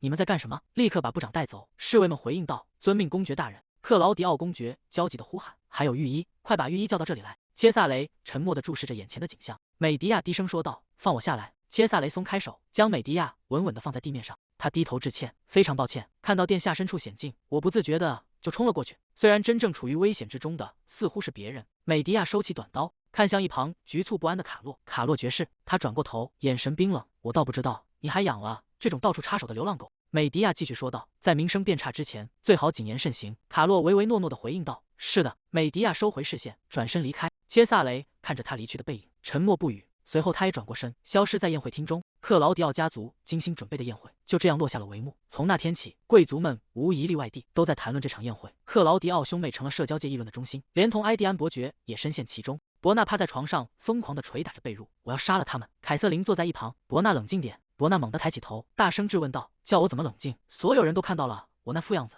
他扑进凯瑟琳怀里，哭喊道：“我现在该怎么结婚？再也不会有人向我求婚了。”凯瑟琳安慰道：“我可怜的女儿，没事的，伯纳，你不会嫁给那些偏远地区的落魄贵族，你会遇到更伟大的男人。”他咬紧牙关，这一切都是美迪亚造成的意外，他竟敢让我的女儿丢脸，我会让她付出代价的。两人走在长廊上，凯瑟琳开口说道：“振作起来，伯纳，社交界的传闻很快就会平息的。”伯纳低声回应道：“可是……”凯瑟琳问道：“我们今天去购物怎么样？”我会买下任何你想要的东西。伯纳露出笑容，真的吗？那我要之前看中的那件新裙子，还有上次见到的那条项链。凯瑟琳微笑着点头，幸好伯纳没有再引起其他麻烦。门内传来质问声：“你说我们的伯纳必须承担责任，这是什么意思？”凯瑟琳站在门外，神情惊愕。什么？埃蒂安冷笑一声：“你刚才是在心不在焉的听我说话吗？需要我再重复一遍吗？因为昨晚被喂下的药物，我正处于丧失能力的边缘。昨晚我喝的酒里检测出了药物，而且已经有证人站出来，亲眼看到克劳迪奥小姐往酒杯里下了药。”凯瑟琳猛地回头看向伯纳，伯纳吓得缩起肩膀。埃蒂安厉声质问道：“难道你不是从一开始就打算利用你的女儿来针对我吗？”克劳迪奥公爵愤怒地反驳：“那是哪门子的荒唐话？不如我们将伯内的事情看作一场意外，我会用我最珍贵的财产来补偿你。”埃蒂安说道：“既然公爵的女儿干扰了我的血脉，难道她不应该承担直接责任吗？如果由克劳迪奥小姐来为我诞下继承人，那就再完美不过了。”伯纳抓着凯瑟琳的衣袖，哭喊道：“妈妈，我不想那样，我不想嫁给那个癞蛤蟆，我宁愿去死。”凯瑟琳搂着伯纳，心中怒火中烧。伯纳竟然在没跟我商量的情况下做了这种事，但这已经不重要了。如果丈夫被说服了，事情就麻烦了。他的眼神变得狠厉，我必须先发制人。希拉被强行按住，他惊恐地喊道：“夫人，这不公平！”凯瑟琳冷冷地说道：“你没能服侍好你的主人，才导致了这场混乱，所以你必须承担责任。”希拉绝望地辩解道：“我只是按照小姐的吩咐去做的。”凯瑟琳猛地掐住希拉的脖子，将一瓶药水强行灌入他口中。他转头对伯纳说道：“从现在起，给埃蒂安下药的人就是希拉。他因为你被伯爵找麻烦而感到愧疚，所以写下遗书自杀了，明白了吗？是时候让你长点教训了。去收拾你的行李，在事情平息之前，先去修道院待着。”凯瑟琳对手下吩咐道：“写一份认罪书，把尸体送到埃蒂安伯爵的府邸去。”侍从低声回应道：“是的，夫人。”内里尔向美迪亚汇报着，公爵府的马车在半夜离开了王都，车上还带着一个印有皇室印章的箱子。那个箱子连同着一具尸体一起被送往了埃蒂安伯爵的住所。美迪亚思考着，皇室印章吗？那一定是贤者之书。看来我的叔叔已经走投无路了。内里尔惊讶地问道：“那不是皇室的宝物吗？”美迪亚说道：“没错，这足以证明他与伯爵的关系已经恶化到了极点，甚至不惜交出那种东西。你确认过那具尸体的身份了吗？”内里尔回应道：“据说那是公爵府一个世代忠诚的家臣之女。”美迪亚吩咐道：“很好，悄悄去联系那个家族，顺便把情况也告诉翁贝托。”内里尔低头领命：“是的，关于您送出势能箱的对象，请问您是怎么认出他们的？”美迪亚侧过头看向窗外：“我和他们之间有一些私人的过往。红湖剧团，那是大陆上最大的情报组织，由卡曾帝国的肯辛顿伯爵指挥，在帝国境内只有极少数人知道他们的真实身份。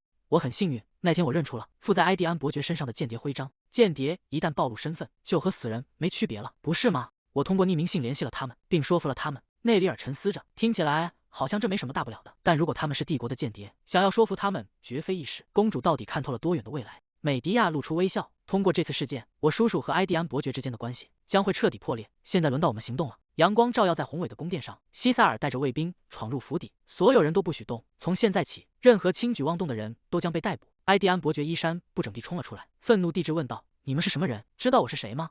竟敢在我的家里撒野！”西萨尔拿出一份公文，宣读：“你因涉嫌人口贩卖、谋杀以及违反军事法而被捕。”埃蒂安伯爵愣了一下，随即反驳道：“你在胡说八道些什么？”西萨尔走上前，别说你不认识前任主厨，还有那些从宫廷中失踪的孩子，你秘密将他们运出，进行卑劣的玩弄，最后为了牟利，将他们作为奴隶卖给其他国家。埃蒂安伯爵的脸色变得惨白。西萨尔说道：“放弃吧，我们已经掌握了所有的证据。”埃蒂安伯爵说道：“你以为仅仅因为卖掉几个平民小鬼就能关押我吗？你太傲慢了。”西萨尔露出冷笑：“你还记得我刚才提到的违反军事法吗？在战争期间，将宫廷人员出口到其他国家是重罪。”他展开长长的卷轴，而且违反军事法的人将被处以死刑。埃蒂安伯爵瘫坐在地上，满脸惊恐。西萨尔下令带走。卫兵们回应道：“是的。”侍从惊慌地喊道：“主人！”埃蒂安伯爵大声叫嚷：“快去通知克劳迪奥公爵，告诉他我被带走了。”侍从慌忙回应道：“我马上写信。”他快步穿过走廊，推开房门，进入书房。他坐在桌前，催促着自己：“快点！”纸上赫然写着一个词：因果报应。翁贝托冷笑着说道：“这是你的报应，你这头猪！”克劳迪奥公爵愤怒地站起身。埃蒂安伯爵被逮捕了吗？随从低头回应道：“今天早上，西萨尔大法官亲自带着骑士团进行了突袭，据说他们发现了伯爵拐卖儿童的证据，那些孩子被送去供人娱乐。”克劳迪奥公爵咬牙切齿地说道：“那个蠢货，我不想再听下去了，滚出去！”随从惊慌失措地退下。“是的，大人。”克劳迪奥公爵咒骂道：“该死！就算他想怎么玩，至少也该把痕迹清理干净。”萨蒙走进房间，看来西萨尔大法官在调查大臣的秘密资金时，发现了黑眼商会的踪迹。多亏了这一点，他才察觉到有孩子正从皇宫被贩卖出去。克劳迪奥公爵说道：“如果不是因为大臣那边出了差错，我们本可以处理好这件事的。我需要见埃蒂安，你知道他在哪吗？”萨蒙说道。埃蒂安目前被隔离了，理由是他的罪行极其严重，想要接触他并不容易。克劳迪奥公爵按着太阳穴，那我们该怎么办？撇开别的不谈，如果走私人口演变成叛国罪，事情就麻烦了。萨蒙说道。埃蒂安的领地里不是还有那个东西吗？难道不会查到我们头上？克劳迪奥公爵摆了摆手，不用担心那个。埃蒂安在其他事情上或许很粗心，但他把那个东西藏在了谁也找不到的地方，所以我们可以放心。无论如何，我们必须尽快把埃蒂安弄出来。但是该怎么做呢？萨蒙的嘴角露出一抹笑意。我们不是还有美迪亚吗？侍从在门外恭敬的禀报：殿下，克劳迪奥公爵到了。克劳迪奥公爵推开沉重的大门，大步走进华丽的宫殿。美迪亚，这太可怕了！美迪亚站起身迎接，叔叔，是什么风把你吹到这里来了？你还好吗？你的脸色看起来不太好。克劳迪奥公爵摆了摆手，别担心我，现在那不是最重要的。你应该认识那位宫廷大臣吧？他是长期效忠王国的忠臣，一直全心全意为我们的瓦尔迪纳奉献，而且他也是我的朋友。这次所谓的违反军法指控，全都是为了陷害他而设下的阴谋。我们必须救他。美迪亚静静的听着。克劳迪奥公爵从怀中掏出一份文件，递到美迪亚面前，在这上面盖上你的印章。你的印章本就该为了王国那些不幸的可怜人而使用。美迪亚站起身，我不懂那些复杂的法律事务，但最近发生的事情教会了我一个道理：如果不求回报的付出，最终我将一无所有。克劳迪奥公爵愣住了，你这是什么意思？美迪亚说道，我一直在想，这段时间那些仆人们该有多瞧不起我，所以现在我打算为使用这枚珍贵的印章收取一些报酬。克劳迪奥公爵沉下脸问道，你想要多少？美迪亚回应道，因为以前从未收过报酬，所以很难衡量呢。他走到一旁的木箱前，用金条填满像这样的箱子，如果多到能把整个房间都刷成金色就更好了。大约30箱怎么样？克劳迪奥公爵猛地站起身，那也太离谱了。美迪亚掩嘴轻笑，埃蒂安贪污的所有钱财都来自瓦尔迪内的国库，等佩留斯回来，他做的第一件事就是砍掉埃蒂安的脑袋，不是吗？既然我愿意为他掩盖罪行，你觉得埃蒂安还能在金钱上这么吝啬吗？克劳迪奥公爵死死攥紧拳头，我会按你说的去安排。美迪亚站在窗前，看着克劳迪奥公爵离开的身影。内里尔走上前问道，如果他们真的送来30箱金条，您打算怎么办？您真的要释放埃蒂安伯爵吗？美迪亚冷冷地回应道，当然不。内里尔疑惑地问道，那您为什么要这么做？美迪亚说道，因为我们的叔叔马上就要变得非常忙碌了，忙到根本没时间去探望那位伯爵。埃蒂安是个阴险又卑鄙的人，像他那样的人会信任一个连面都不露的盟友吗？还是会怀疑对方正在背地里策划着什么？我很期待这段长久以来的同盟关系究竟还能维持多久。月光穿过高窗的铁栅栏，照进阴暗的石室。一名男子被反绑在椅子上，头上蒙着厚重的布罩，身体动弹不得，一只手伸向前方，猛地扯掉了男子头上的布罩。美迪亚站在他面前，好久不见翁贝托。翁贝托急切地喊道，殿下，请救救我的主人，骑士们突然带走了我的主人。美迪亚平静地问道，你的主人吗？难道肯辛顿伯爵出了什么事吗？翁贝托愣住了，眼中充满了惊恐。美迪亚继续说道，别太害怕，多亏了你，我才能彻底击垮埃蒂安伯爵。翁贝托回想起不久前自己站在窗边拆开的秘密信件，信上写着，在合适的时间让伯爵闻到这种香气。肯辛顿的间谍，你应该知道服从才是明智的选择。翁贝托说道，那些命令和导致伯爵无能的香料，一直以来背后的指使者难道是？美迪亚微笑着回应，很好，你反应很快。翁贝托问道，你现在打算怎么处置我？美迪亚说道，看着你策划阴谋确实很有趣，但在这件事上你已经没有选择了。他看向一旁内里尔，内里尔走上前，是的。他拔出腰间的长剑，斩断了翁贝托身上的绳索。美迪亚将一封信递给翁贝托，把这个交给你的主人。翁贝托接过信件，沉默地看着。美迪亚转身准备离开。翁贝托问道，请告诉我一件事，你打算怎么处置埃蒂安伯爵？美迪亚拉起斗篷的兜帽，微微侧头回应道，我什么都不需要做。阴暗的牢房内，埃蒂安绝望地跪在冰冷的地板上，急促地喘息着。他猛地抬起头，双眼布满血丝，对着经过的守卫喊道，过来，我有事求你。他从怀中掏出一枚金币，我会把这个给你，只要让我写一封信就好。这封信必须送到美迪亚殿下的手中。美迪亚坐在宫殿的沙发上，手中拿着一封信件。内里尔站在一旁问道，殿下，是埃蒂安伯爵寄来的信吗？美迪亚看着信件说道，是的，他在求我救他的命。他倒是攒了不少私房钱，既然他没有可以继承遗产的家人，死在这里对他又有什么好处呢？萨亚凑过来问道，殿下，这是什么？美迪亚将手中的黑色小册子递过去，这是商会支票，你第一次见吗？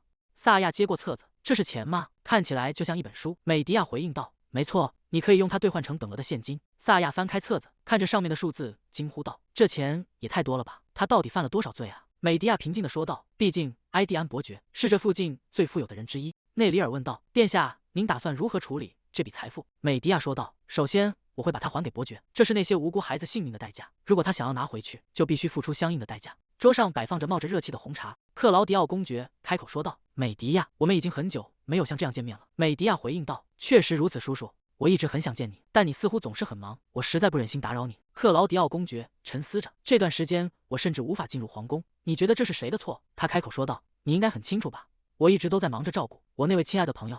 他将沉重的木箱放在桌上，这是您要的东西。为了那位可怜的部长，所有的家臣都联手凑齐了这些。他打开箱子，里面装满了金币，我们无法把整整30箱都搬到这里，剩下的已经存放在钱庄了，您可以随时去取。他拿出一份文件，现在你应该没有怨言了吧？快点盖上你的印章。美迪亚坐在原地一动不动，克劳迪奥公爵显得有些急躁，时间紧迫，快点！一个声音传来：赦免信吗？克劳迪奥公爵愣住了，额头渗出汗水。皇太后走到他身后，你在说什么呢？克劳迪奥公爵惊恐地转过头，母亲，您怎么到这儿来了？皇太后看着桌上的财宝，那些金子是怎么回事？还有刚才提到的赦免信又是怎么回事？凯瑟琳辩解道：“这是美迪亚殿下要求的。”美迪亚掩面哭泣着：“叔叔，对不起，我刚才没有说真心话，我只是觉得，如果我要求这么多金子，连叔叔也会放弃的。”皇太后难以置信地问道：“什么？”他一把夺过文件，愤怒地质问道：“你拿出这么多箱金子，到底想让美迪亚做什么？”他快速浏览着手中的信件，脸色变得阴沉。赦免埃迪安伯爵的所有罪名。你是在要求美迪亚帮个忙，去救那个邪恶的伯爵吗？克劳迪奥公爵急忙解释道：“针对埃迪安伯爵的指控都不是真的，他是忠实臣民，是无辜的。如果您给我一点时间，我会解释清楚一切。”美迪亚站起身：“你怎么能说出这种话？他们说在埃迪安的家里发现了无数被杀害的孩子的遗骸，那样的人怎么可能是忠臣？无论叔叔怎么请求，我都不能为那种人盖章。”克劳迪奥公爵急切地辩解道：“不是那样的。”皇太后愤怒地说道：“真是精彩啊！难道你一直以来都是这样操纵美迪亚的吗？我现在看清楚了，你才是瓦尔迪内的叛徒！”克劳迪奥公爵慌忙摆手：“母亲，那是误会。”凯瑟琳拉住他的手臂：“亲爱的，我们先离开这里吧。”皇太后说道：“我连看都不想看你一眼，滚出去！”沉重的大门猛地关上，皇太后脱力般坐在沙发上，她扶住额头，感叹道：“我怎么会连自己孩子的内心都看不透呢？”美迪亚说道：“祖母，把埃迪安部长转移到一个更隐蔽的监狱如何？”皇太后问道：“为什么？”美迪亚低头思索着，叔叔似乎被他对伯爵的情谊动摇了。如果他能近距离接触到对方，他的心恐怕会更加动摇。皇太后说道：“你说的对，我明白了，这件事就交给我这个老太婆来处理吧。”深夜，厚重的铁门被推开，埃迪安瘫倒在阴冷潮湿的地板上，惊恐地看着四周。守卫站在门口冷冷地说道：“从现在起，这就是你的房间了，这里是一个谁也找不到的地方，所以请保持安静。”埃迪安绝望地仰起头。等一下，他对着紧闭的铁门喊道：“殿下，你以为把我关在这里就安全了吗？”一个穿着黑色斗篷的杀手出现在埃迪安身后，双眼散发着幽幽的绿光。他将粗重的绳索套在埃迪安的脖子上，猛地收紧。埃迪安痛苦地挣扎着。杀手冷冷地说道：“埃迪安部长，你把事情闹得太大了，去死吧！只有这样，你才会闭嘴。”埃迪安被勒得满脸通红，心中充满了恐惧与愤怒。为了让我闭嘴吗？难道是克劳迪奥那个混蛋想要杀我？就在这时，地牢外传来交谈声：“公主殿下，你怎么会亲自来到这种地方？”美迪亚问道。“埃迪安部长在哪里？”杀手松开了手中的绳索，无奈地咂了咂舌，随后迅速消失。埃迪安大口喘着粗气，惊魂未定地看向四周。美迪亚站在牢门外说道：“部长。”埃迪安连滚带爬地靠近铁窗。“公主殿下。”美迪亚说道：“既然我无法接受部长的忠诚，那就只能亲自来安慰你的惩罚了。”他将一本厚重的账本扔进牢房。“现在，请安静地接受你的惩罚吧。”他转身准备离开。埃迪安扒着铁窗绝望地大喊：“等一下，殿下，您绝对不能再相信那个克劳迪奥公爵了，他隐藏着一个更加邪恶的真相，他正在召集贵族准备谋反，而且我手里有他们签署的誓约书。”美迪亚心中暗自思忖，终于找到了这场叛乱的源头与真相。深夜的训练场内，木剑交击的声音清脆回响。切萨雷停下动作，手中握着木剑，呼吸略显急促。特伦斯上前去：“您的体力确实下降了很多，要不要再用一次那种药？”切萨雷接过毛巾，擦拭着汗水：“没关系，这种程度还可以应付。”他看向一旁的卡洛问道：“贤者的著作查得怎么样了？”卡洛恭敬地回答：“是的，已经确认过了。根据记载，摄政王现在并不持有他。听说他为了平息最近宴会上发生的事，已经把他交给了大臣。”切萨雷沉思着：“那么他现在应该在埃迪安伯爵的领地了。”卡洛说道：“你该不会打算以现在的身体状况亲自去那里吧？”特伦斯在一旁附和道：“我同意卡洛的看法。不久前你不是才刚发作过一次吗？”切萨雷披上毛巾：“没关系，我会照顾好自己的命。”卡洛说道：“西帝国皇后的影子已经进入了瓦尔迪纳，他们像苍蝇一样紧追不舍，看来终于发现老大你的行踪了。你觉得他们为什么现在还不动手？他们在等你踏出这里。”切萨雷露出一丝冷笑：“那看来我会见到一些熟面孔了。”卡洛见状焦急地喊道：“老大！”切萨雷问道：“他们已经把埃迪安伯爵转移到特殊监狱了，对吧？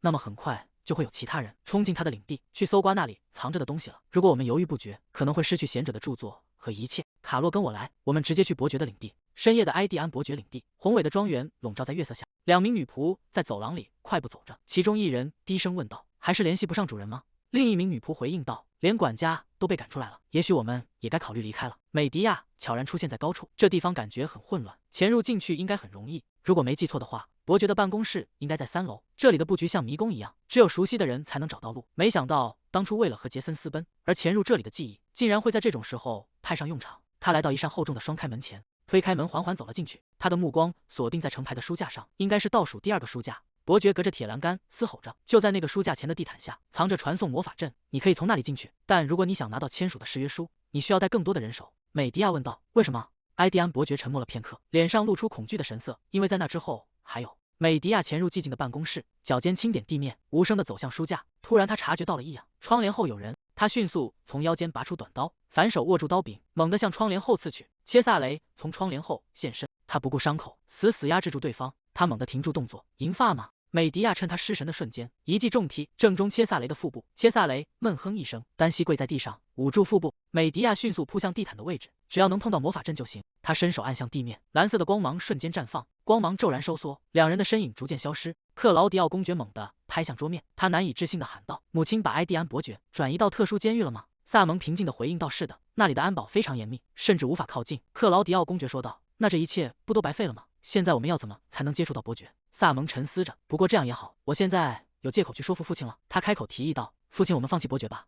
克劳迪奥公爵抬起头，疑惑地问道：“什么？”萨蒙解释道：“现在通讯已经中断了，大臣手里掌握着太多秘密，我们正好有理由直接除掉他。”克劳迪奥公爵说道：“你会这么说，是因为你不了解他的贪婪，他绝不会轻易放弃那些东西。”萨蒙反驳道：“这正是他更危险的原因。”他手里握着那份签署过的誓约书。克劳迪奥公爵的神色猛地一变，萨蒙露出一丝冷笑：“为了保住他自己的命，你不觉得他随时可能把我们卖了吗？”克劳迪奥公爵低声问道：“所以你有什么建议？”萨蒙说道：“首先，在西萨尔找到任何证据之前，烧掉整个庄园，抹去里面所有的痕迹，包括那个通往誓约书所在地的魔法阵。